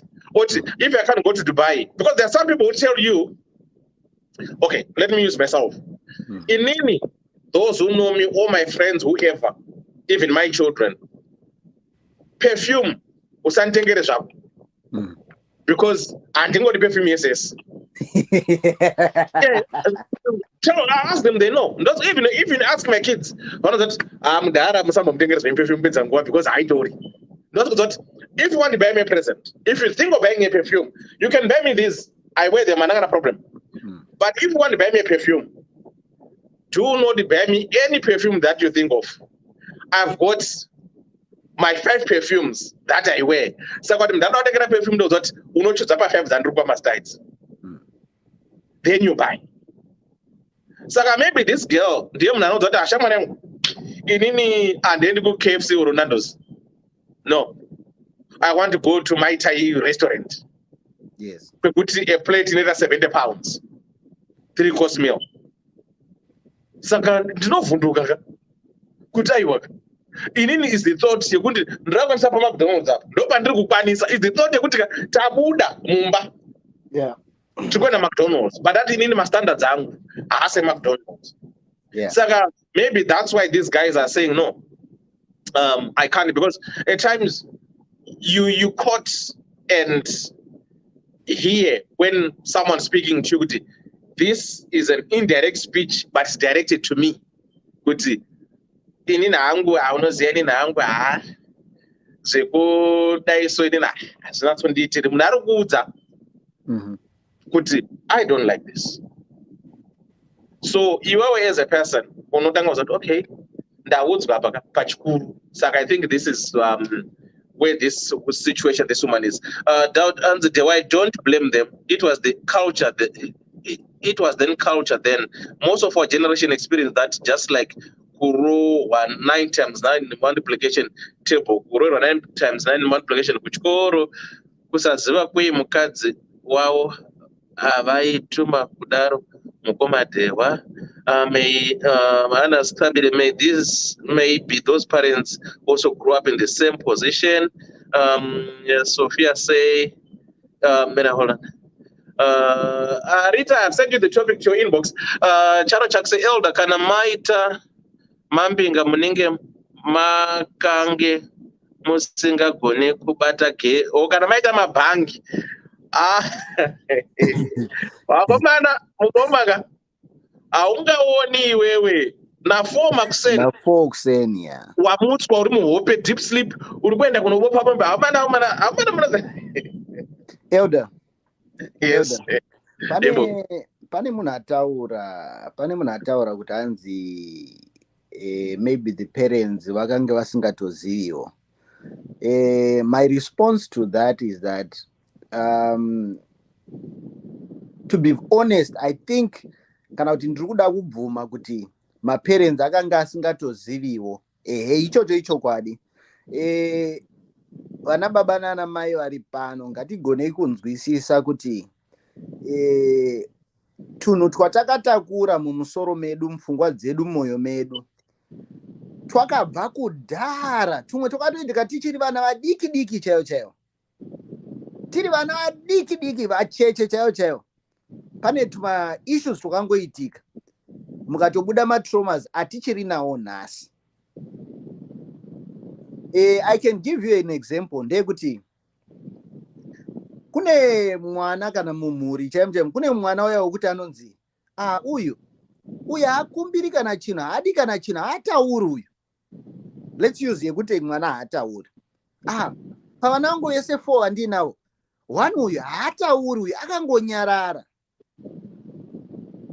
Mwana ane habit yaakagona kubata yaiitika pamba, yekuti mwana akangogona kuifunga azvionera akafunga ega, akaprograma brain dzake rekuti no, inini sorry, vabereki vangu they are going through a season yakati, saka achiregerai ndinyarare. You understand? It was more like a coping mechanism yakaitwa nemwana. Saka mwana aita that coping mechanism akabva aibatirira upenyu hwake hwese. Mwana azosvika pastage yakaita seendasvika iyi, that trauma akaitakura, hana waakataura naye atova munhu mukuru ainayo. Those are the simple examples that I can cite now kuti kwatakabva tine zvatakasangana nazvo nanhasi tichiri nazvo. Handiti? Saka kana tiinazvo wazosangana neumwe munhu, you can't expect to function efficiently because energy yako ine painomirira. Maybe kana munhu yaya akagona kuda kutaura chimwe chinhu hachikubati zvakanaka, wobva wapinda mood yako yekunyarara iyayi. Saka ndozvatikuedza kutaura kuti tizosvike pakuenjoya life, yes, I know it's a personal decision yekuti munhu anozviitira, but ngatigonei kumbogara tega pasi tichimbozvibvunza how to get our situations better,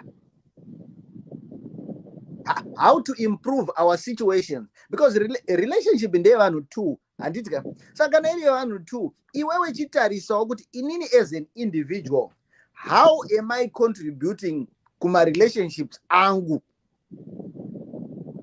Zvauri kuita iwewe ukagona kunzwisisa zvauri kuita positive and negative, truthfully uchizvibvunza uchizvipindura, zvinogona kukubatsira. Being tied to the past, it's normal, but it's what you decide to do after you know it, if ever you know it. If you don't know it, try and find out. Hapana munhu ari 100% perfect. Just try and look into yourself. I can give you an example. I have a friend yangu inini handina kumuziva kudhara, ndakamuziva I think should be 4 years ago. Ndamuziva inini, kuzivana kwatakaita, she thought otherwise. You understand? Iye ari kutofungidzira kuti ndaona mukomana wandichadana naye, but inini ndakamutora sesister yangu. She fell in love with what I was doing because ndana mujeni yangu yekuda kudanana naMwari, you know, to get onto a spiritual journey. Iye anga ine issues ake, you know, aigara ine depression, aiswera akarara, akabva kubasa anorara anoita sei. And we started knowing each other. One day akazondiudza zvikanzi unoziva dai ndakasangana nemunhu akaita sewe, so tingadai takatodanana. Ndikati no, inini handina capacity yekudanana nemunhu inini. You understand? The reason why I'm talking about this, I'm just trying to go to a level yekuti ngatigonei kunzwisisa zvatiri tombotsvagirira tunhu twatinosarira sarira. Pane tumusariridzwa twatiinatwo tunogona kutibatsira kana tikagona kuzvinzwisisa. Saka musikana uyu chaita kuti arare idepression, only to find out kuti aidanana nemunhu aimupromisa kuti tichazoroorana, but at the same time munhu aipromisana naye ane mukadzi kumba kwake, iye achitozviziva. Kumuudza kuti hona maproblems ako ari kubva apapo, dai wadai, haana kana kuda kuzvifunga izvozvo. Nanhasi as we speak vachirudanana the same guy. Of course pakamboita waka situation vakarambana vakaita sei, akadanana neumwe futi same situation. Kumuudza kuti you are attracting broken because you are also broken. Fix this naronki.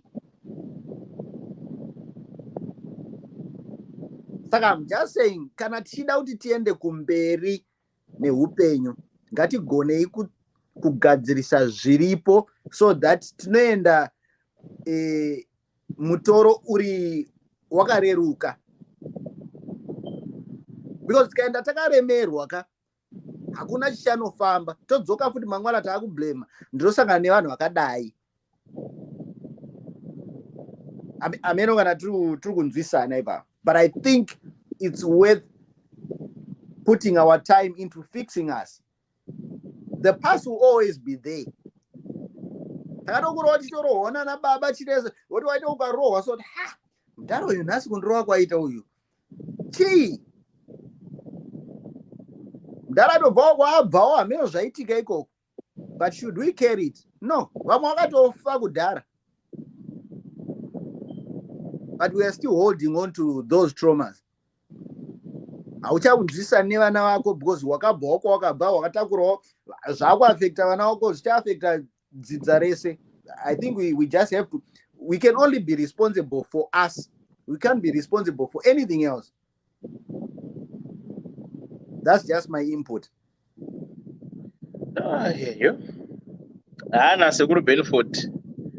For munenge marara, no reason for my bank. Isu taiwanzomutswa na 1 AM.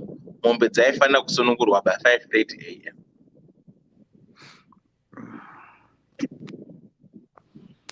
Anyway, that is the story for thing.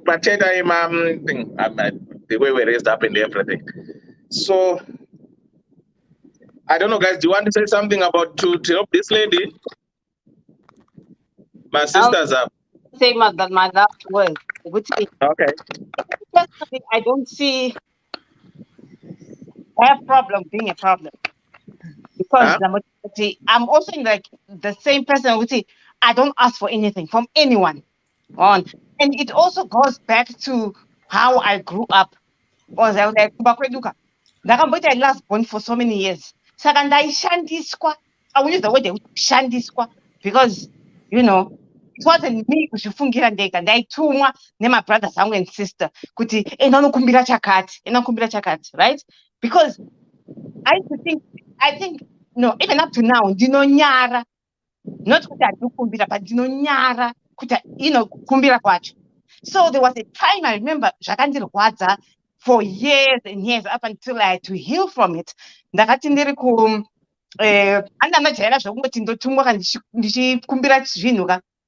That was the time, ndiri 10 years. Ndobva ndanzi namai vangu enda unokumbira daddy for my drinks. I always used to say the same words. Yekuti daddy ndikuda chakati. And then he would do it. But that day, because I think he was in a bad mood, and I mean, you don't demand marry my money. You don't know how to ask. Hey, Chichi, ha! There was a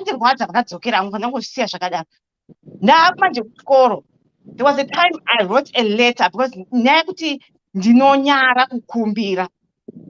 And a letter to my parents in Dikatichi, Ndanchi Kumbiro my socks. So the letter I Kumbiro genuinely become one Kumbira my socks. But guess what? I addressed the letter to my dad. It was because I was with my dad and my mother. My mother, I rowa, just a good thing to the rowa, Saka I was comfortable with my dad than my mother. Saka ndakadresa tsamba ichenda nababa vangu. Ndasvika kumba after like a few weeks. Ndona tsamba the same letter iri kuside ku bedside kwamama uko. You know? Andangoti anyway, mauya ka weekend pamwechi masokisi angu ndichatengerwa. Andapokumbira futi anapo reminder ndakanyarara. Ndakadzoserwa kuchikoro ndisina masokisi wayo. Ndakasvika kuchikoro I was in pain. Still ndakatadza kukumbira kuti masokisi angu ndakuda masokisi manyowani. Waza masokisi kana bvaruka bvaruka. Hakusina zvekusona kuti right. Ndakati what time yapera. But it's only up zvakaitika ndiri grade 6 ipapo. Ndakazotaura my dad ndave kuma 20 I think ndanga kuma 22 years ikoko ndikavaudza kuti that day it was the worst pain because vakazonditi kwanzi unozati tsamba iyo takatomboidiscussa tikabva tati konika haasi munhu anokumbira atotumwa nevamwe vana kuchikoro kukumbira masokisi wayo saka vanotengera you know this is why I'm saying to the girl I don't think maybe she has a problem maybe angoriwo by nature kuti haati munhu anokumbira in up to now handikumbiri kana asina kutengawo ndizvozvo ndinongozviitira ndakati zii and I don't get affected handikupimi handiti anything kungonyarara but ozoitika manje wakura I made a mistake iyo yekusakumbira I made a mistake ndazoroorwa manje handisi kukumbira chikomana chadini chaona kuti musikana aiwa chisikana chine bhaki zvese kuti handikumbiri tikaenda out tabhadhara tadini tabhadhara pamusi ndaendeswa out manje not kuti out but ndakangonzi I want to buy you dinner before waenda chii waenda kumba ndakatengerwa kapizza usaka pizza kai pizza in kai toko kai kakane 40 mapiece right I would have known if I was mature kuti that's a red flag right ndazochirovha manje aiwa rewind ndaenda nointroduce kamukomana kuna brother yangu and stuff zvika nemuroro wangu akandiudza this words ekuti mukomana wenyu andikoni hanzi tsuro yemubhuku saka ndakafuka tsuro yemubhuku akuti miri kuti munhu ari smart you know ndakabva ndafarawo eya ndapinda mumba mwana achiuya manje bhudhi kana kuri kudurura homwe yanga isingabudi you know so that was like a way yekuti I don't want to make the same mistake yekuti munhu ukatongoona munhu asingatomboiti a move to do things for you aiwa bhirosiya asi unozotambudzika mberi uko if only I had known kuti zveshuwa kusadurura kwemukomana weka hapana chinobuda saka vakomana vari ngosangana navava move on this vasiye kutsvagawo munhu anoenderana and the other thing yekuti you know like ndinoti vanhu vakawanda kuti ukataura about your standards vanhu vanobva vatanga kuti hey unovhaira unotiti no people must be okay nekutaura mastandards avo kuti munhu akadai no one I mean tell yourself kuti ndikuda munhu ane mastandards akadai ndetika ndikuzoda kuzotorana kuti hey unozoda kuzvididi no kana zviri zvauri kuda ndozvauri kuda and don't move from it usa adjust for people kana uri ndazva kumadhewa achiti vanzi nini hangu ndodini ndine maperfume andinoda yes it's okay that's a standard rambo wakadaro usazoti kwanzi because musikana akutengera inonzi chikwedza dzatakakura tichinzwa maold spice ayaya you know oti no because handitengera no munhu wako be free to tell them kuti you have a standard kana chicho chinhu chaunoda indotoyasonzwa kuti handingodyi chinhu chese chese McDonald's I don't eat one because I always believe kuti chinhu chakachipa it's always a cost pakuzoti wakura wakuita mahealth problems saka that's me ndine standard yangu kana usingagoni kundiafodha organic kana natural food ndizvozvo you're not part of my league handipapa ndidi zvokuskoroti chichi I'm one person I'm proud of my standards kana ari mastandards angu I keep them and I'm happy with my standards kana usingagoni kusvika pastandard pangu you're not me you're not part of my circle saka ngatirege kunyara kana une standard yako standard yako chengeta standard yako yoyo uchifara nayo do not pane umwe mukadzi wandikuona hangu pasocial media pakapa akazvitengera inonzi Range Rover yake yes that's his standard that's kouya puna asingagoni kana kusafuel Range Rover unombii you know it's okay No, unowana omkomana aripo pastandard yako iyoyo musati zvinyepera. Unomuwana chete. You always attract what you want. Not with you attract what you know zvekuti because varume variko musati unyeperana. Variko. Ndazoti pamwe inozobatika mumatopic ekumberi uko. All right, iwe toibata musi weFriday mastandards. I need your profiling. Oh, yeah. Yeah. Yeah, pakaipa.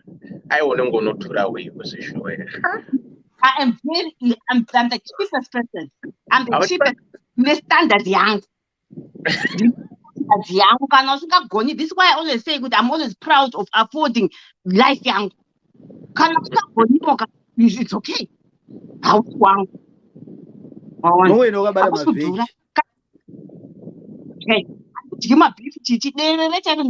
very cheap. But I use this one like Tirimumba, Nemurume, Ngati Honda Fit. Because Range Rover, I think on you say, I work. Chindi second this thing get a Range Rover. Be free. I mean, I want a person and then boom it out and can also go. It's okay. Can this wish and don't go Nasa Jesus? Can it kiss it? Thank you. Yeah. Yeah, I think my standards set goals. I got my standards again. I didn't perform some to new bills of pound quantities. Not only primary action to do it, I can also not only marry right. Push the Maragano Nakupa, but the Chito Babania when I want to take a note.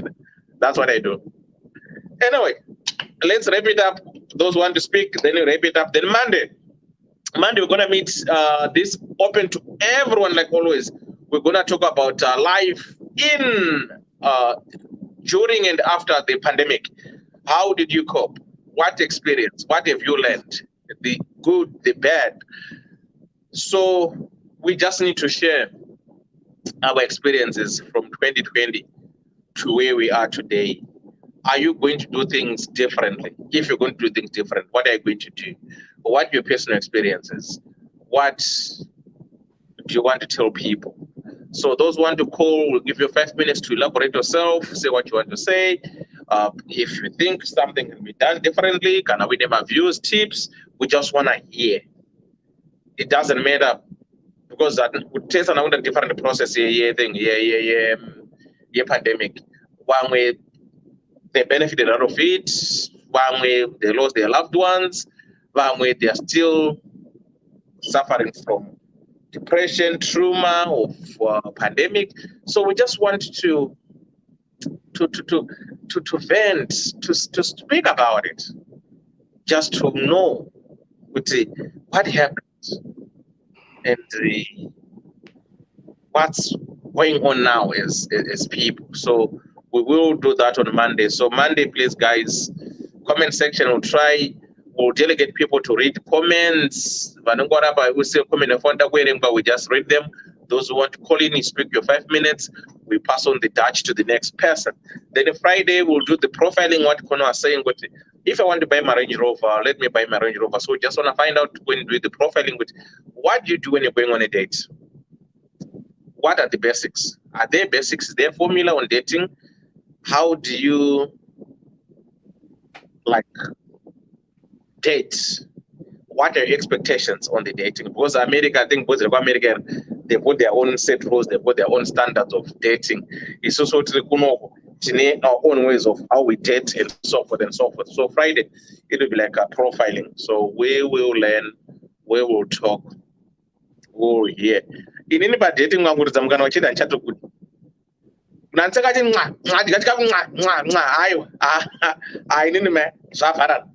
So that's me.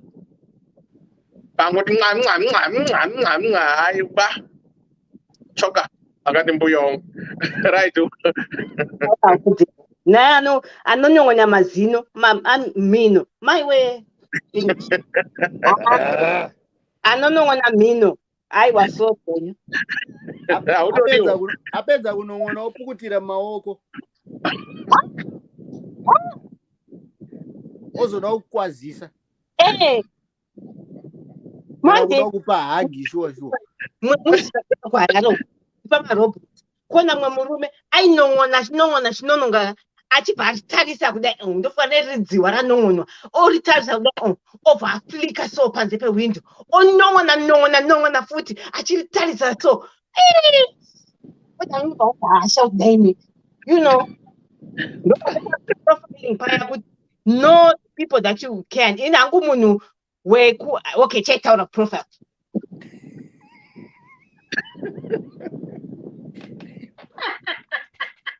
Shumba mjasara muine munhu here Shumba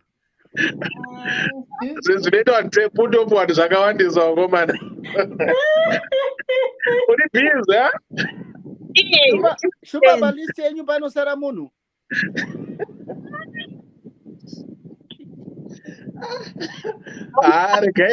tichanzwa Friday profiling yakaoma Ndite 5 minutes dzangu here. Yeah, you can. Muripo. Varipo? Sorry? Hanzi muripo? Aiwa tiripo tiri kuteerera nekudzidza. Tinomboti tikati taurei tombodzidza.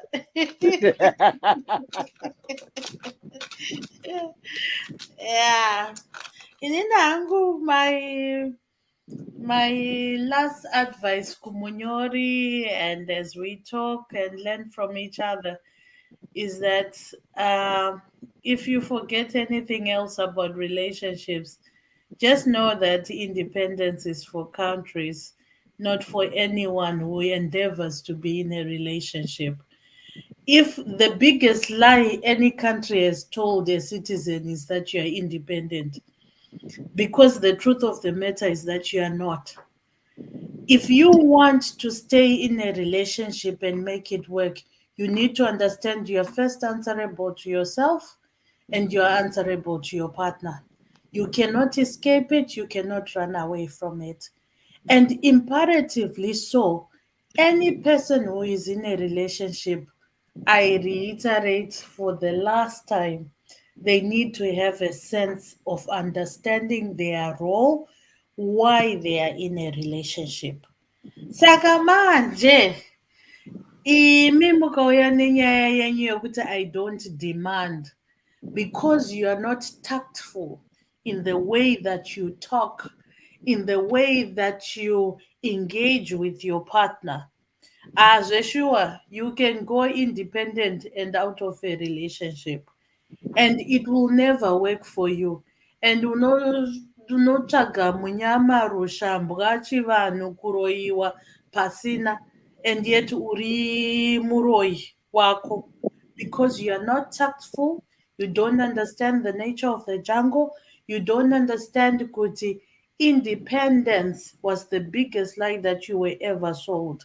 You were never independent.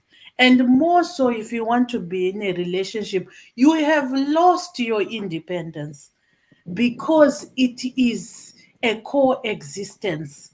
You have to have a sense of understanding, and that you cannot run away or escape from. The moment you try to escape from that, the moment you will start having problems. The moment you realize that you are in a relationship but out of a relationship. So choose what you want. Do you want to be in but out of a relationship, or do you want to understand that you can be in a relationship and provide a sense of coexistence to your partner, to yourself, and to realize kuti you can be whatever you want. You can actually have a sense of autonomy, not independence, a sense of autonomy as an individual in a coexistence aspect. Yokuti, you are living in a symbiotic relationship. You are autonomous to make decisions, autonomous to be the person that you want to be. Nobody stops you from that. You should flourish. You should reach your full potential. But as you need the independence. Ndapedza hangu dewa. Thank you so much, Sister Claire. Tobatana Monday. Tobatana Monday. All right, good. Who wants to go next? ina hangu handina nyaya zvangu ine. Okay. Yeah. Ndichingoseka zvangu vanhu vanopenga mucomment section. Yeah, anyway, unofunga muswe profiling kuchanakidza. Yeah, anyway, to this stage, and it's good that you have realized at an early age that there is an issue. So now, you need to sit down and look at the people you are dating, look at yourself, and see if my issues that you are happy. So I think a lot of people are saying, it's probably more than just it might be the attitude, it might be, the people who attract. Because like someone on the comment section, they live for that. And I can't think it this, I can think it. They live for that. So if you keep attracting those kinds of men, very pompous, shy, uncle Richie, they will always want you ask for something, So maybe you are kushika pauri and you are all that, and then they find it right. They want to buy you a car, you already have a nice car. They want to buy you this, you already have that. So anoshaya kutotangira papi. So think about it. I think what advice just recognize. Yeah, and I applaud you. In a 25 and that's not a decision. So yeah, you have done it early, and yeah, I think when you marry actually with a mature for your age. So that's good. Anyway, good luck. Also to get a testimony. Yeah, we are waiting for the testimony as well. Thank you so much. Mashumba, Domanzi, Demishumba, that's okay. And Ashumbaris. Yeah, it's kuchengete. Yeah. What do you know, Zandri Shumberini? Dewa. Oh. No. Munozonzi Dewa say. Ndakambozvitaura ndogara ndichizvitaura ndichingozvitaura futi vanhu vanhambondirega ndichitaura saka handimbobvunzi vandingosiya zvakadaro ndakambozvitaura ndazvitaura more than 10 times pana eka asi muimitaura chokwadi ndikitaura chokwadi abiseni nditruth kwa imimi munozonzi Dewa se inga ndakaexplaina inga one vanoziva I have been explaining this several times. But ndangoti zvizvo zvitori correct. But ndaka-explain all the times. Magara vehanzvadzi yangu saka haya ndizvozvo kama wacho wakuwana ndishupa samaita kani ndinotonzosamaita kumba kwetonzosamaita makadi wandotombera samaita masvika shumba makadi ndotombwa chigaro chashumba gara yapo dzadzaponya musoro wakavezera wakacheya here Dewa wakavezera wakacheya kekukaribha kaya kane shumba here yes itori shumba chaiteyo hakunaipa machisi dzimwe dzese shumba ndedzipa machisi kaidzi ishumba chaiteyo ona mhondoro yacho ndiyo ine hasina fero chimbodzokoro itakangana okay muchizonzi Dewa right inini ndiri shumba samaita from Mutare but we originally from Nyanga only then ana sekuru akazotama wakadzika kubocha so growing up ndaita zvemadebates kuchikoro from primary school until ndipedze chikoro ndiri kudebate group of course nekuacta madramas so 1989 ndakapedza 89 I was in mabhuku then I started doing my drama nana Parafina. Unfortunately ndazoenda kuzvide hedu paTV but taitotowa ndo mazuva akatanga AIDS and everything saka pane drama randakanyora play yaMudhara Dewa yanga iri maPiritom. So we used to tour maschools chifamba mazvikuru ana Machonero Central ana Machonero East hapana kwataisiya mazuva ema-AIDS plays taita macompanies so vana vechikoro vakada kurun that play saka ngo Dewa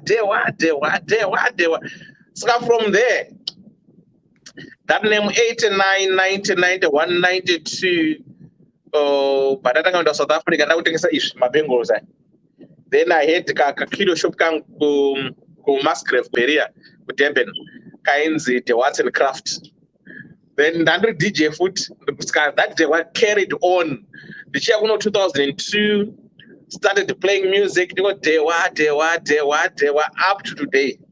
Saka people they just think with the but I don't believe. But the good thing, my mom, Muro Jimwera Moy from Chief Kwasadza. Compats Saka. Manzwanya Choga, the Rishumba Samaita. But Mangwana Munga Makanganwa.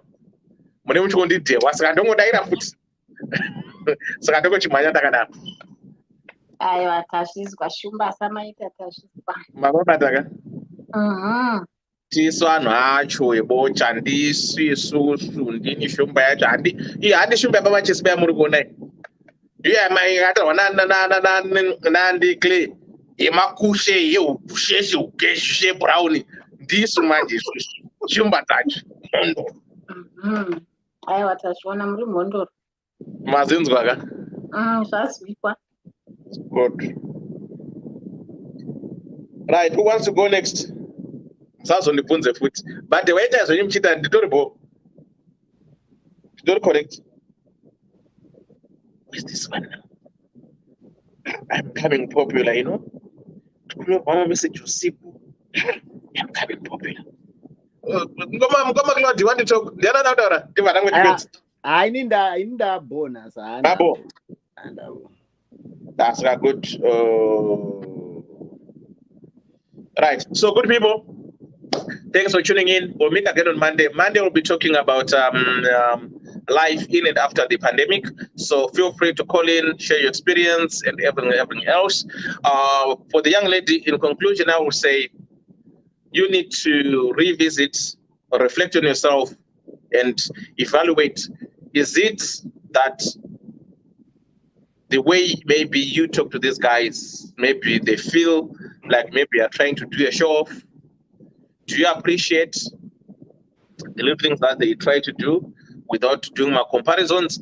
Or it's your nature that you don't have anything but don't feel like asking? You expect that it's the duty of the other person that you're in love with, that they have to just say, you know what, let's do this. But like always, people, they always say common sense is not common to everyone.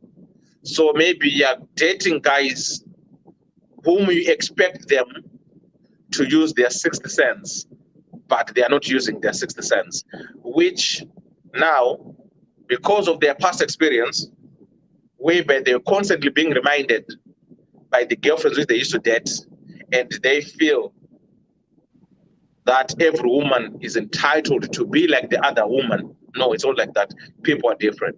So you need to analyze your side first and see,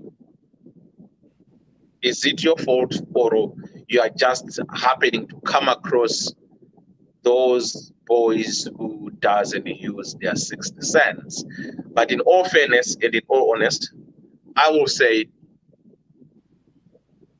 like what Mukoma Claude will say, that is a woman of every man's dream.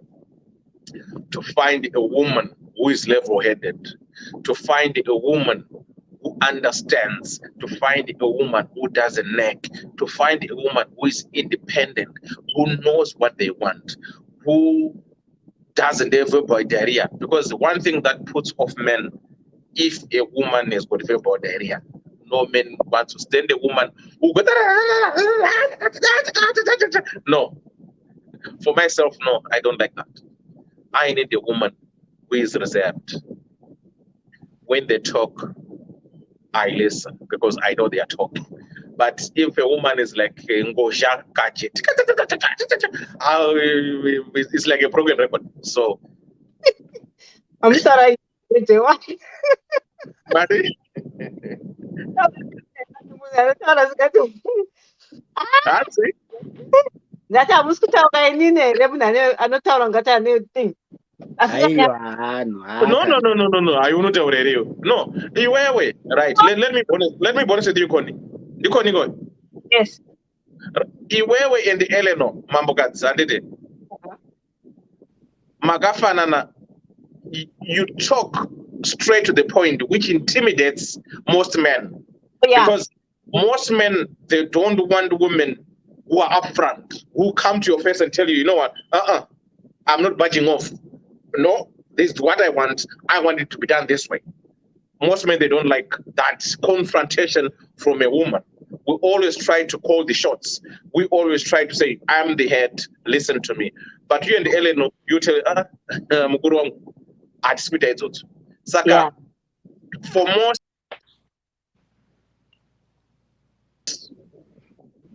handle the heat. They cannot. They feel so much intimidated, and they think we are out of this world. But for me, that's fine. I'm not telling him, no, Saka.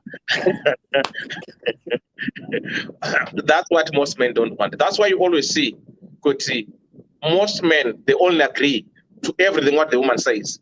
That's why I'm saying those guys, they are so boring. Why? Not because they agree, because they're not. If they're gonna put in whatever they wanna say, it's getting overridden. There's no override. Aiwa, asite. Aiwa, it's gonna go okay. Yeah. So they become yes men. So Andna Segai Runyoa, Vama Moyo, Takanyara, but Tidudenwa, Veronica Monoda, Vakanyara, Chera Kanyara, Emi. Datum Kodaku Funzao, Murise Shumba Samaita, Pamata or Punjanja, do Quedu.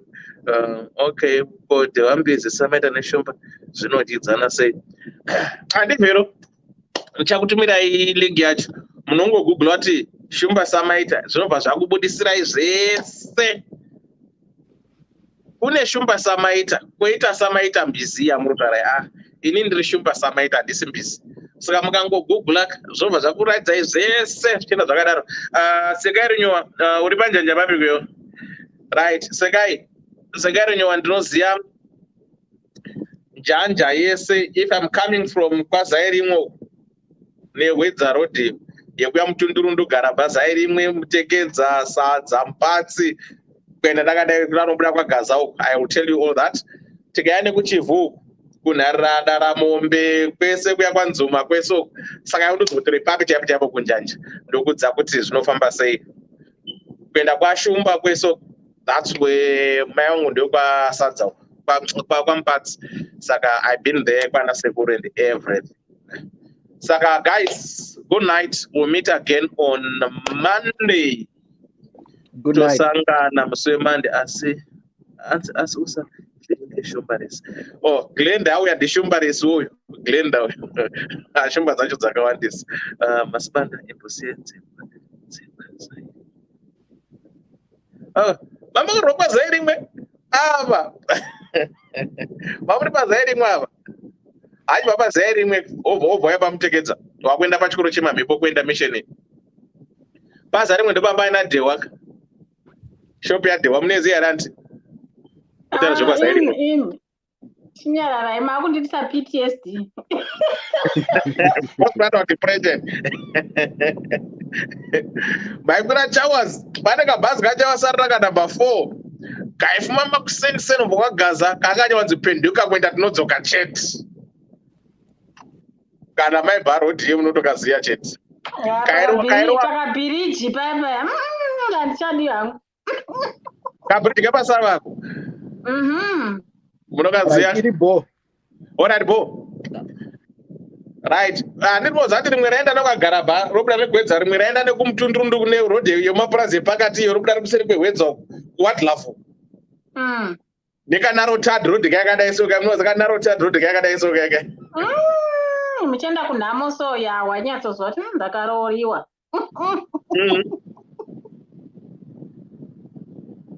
pakaipa right anti tobatana pasecond half. Bye. Good night, good people. Murare zvamunoda.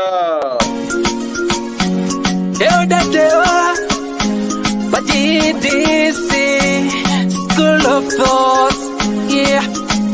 Kubatsirana, techisisana, techiyambutsana, fila kuona sana, techisimudzirana. Yeah. pano ndo patosangana techibatsirana, pano ndo patokumana techidzidzisana. Ddc Skool of Thoughts, Ddc Skool of Thoughts. Yautete wachimonyo pila icho kwadi upenyu uyu unoda kupanana miwono, yeah. Kubatsirana techidzidzisana techiyambutsana pila kuonesana kusimudzirana nekukurudzirana, yeah. Pano ndo patosangana techibatsirana, pano ndo patokumana techibatsirana. Ddc Skool of Thoughts, Ddc Skool of Thoughts. But Ddc Skool of Thoughts. Real life matters now. Mondays and Fridays, 8:30 p.m. UK time. Live here on Facebook.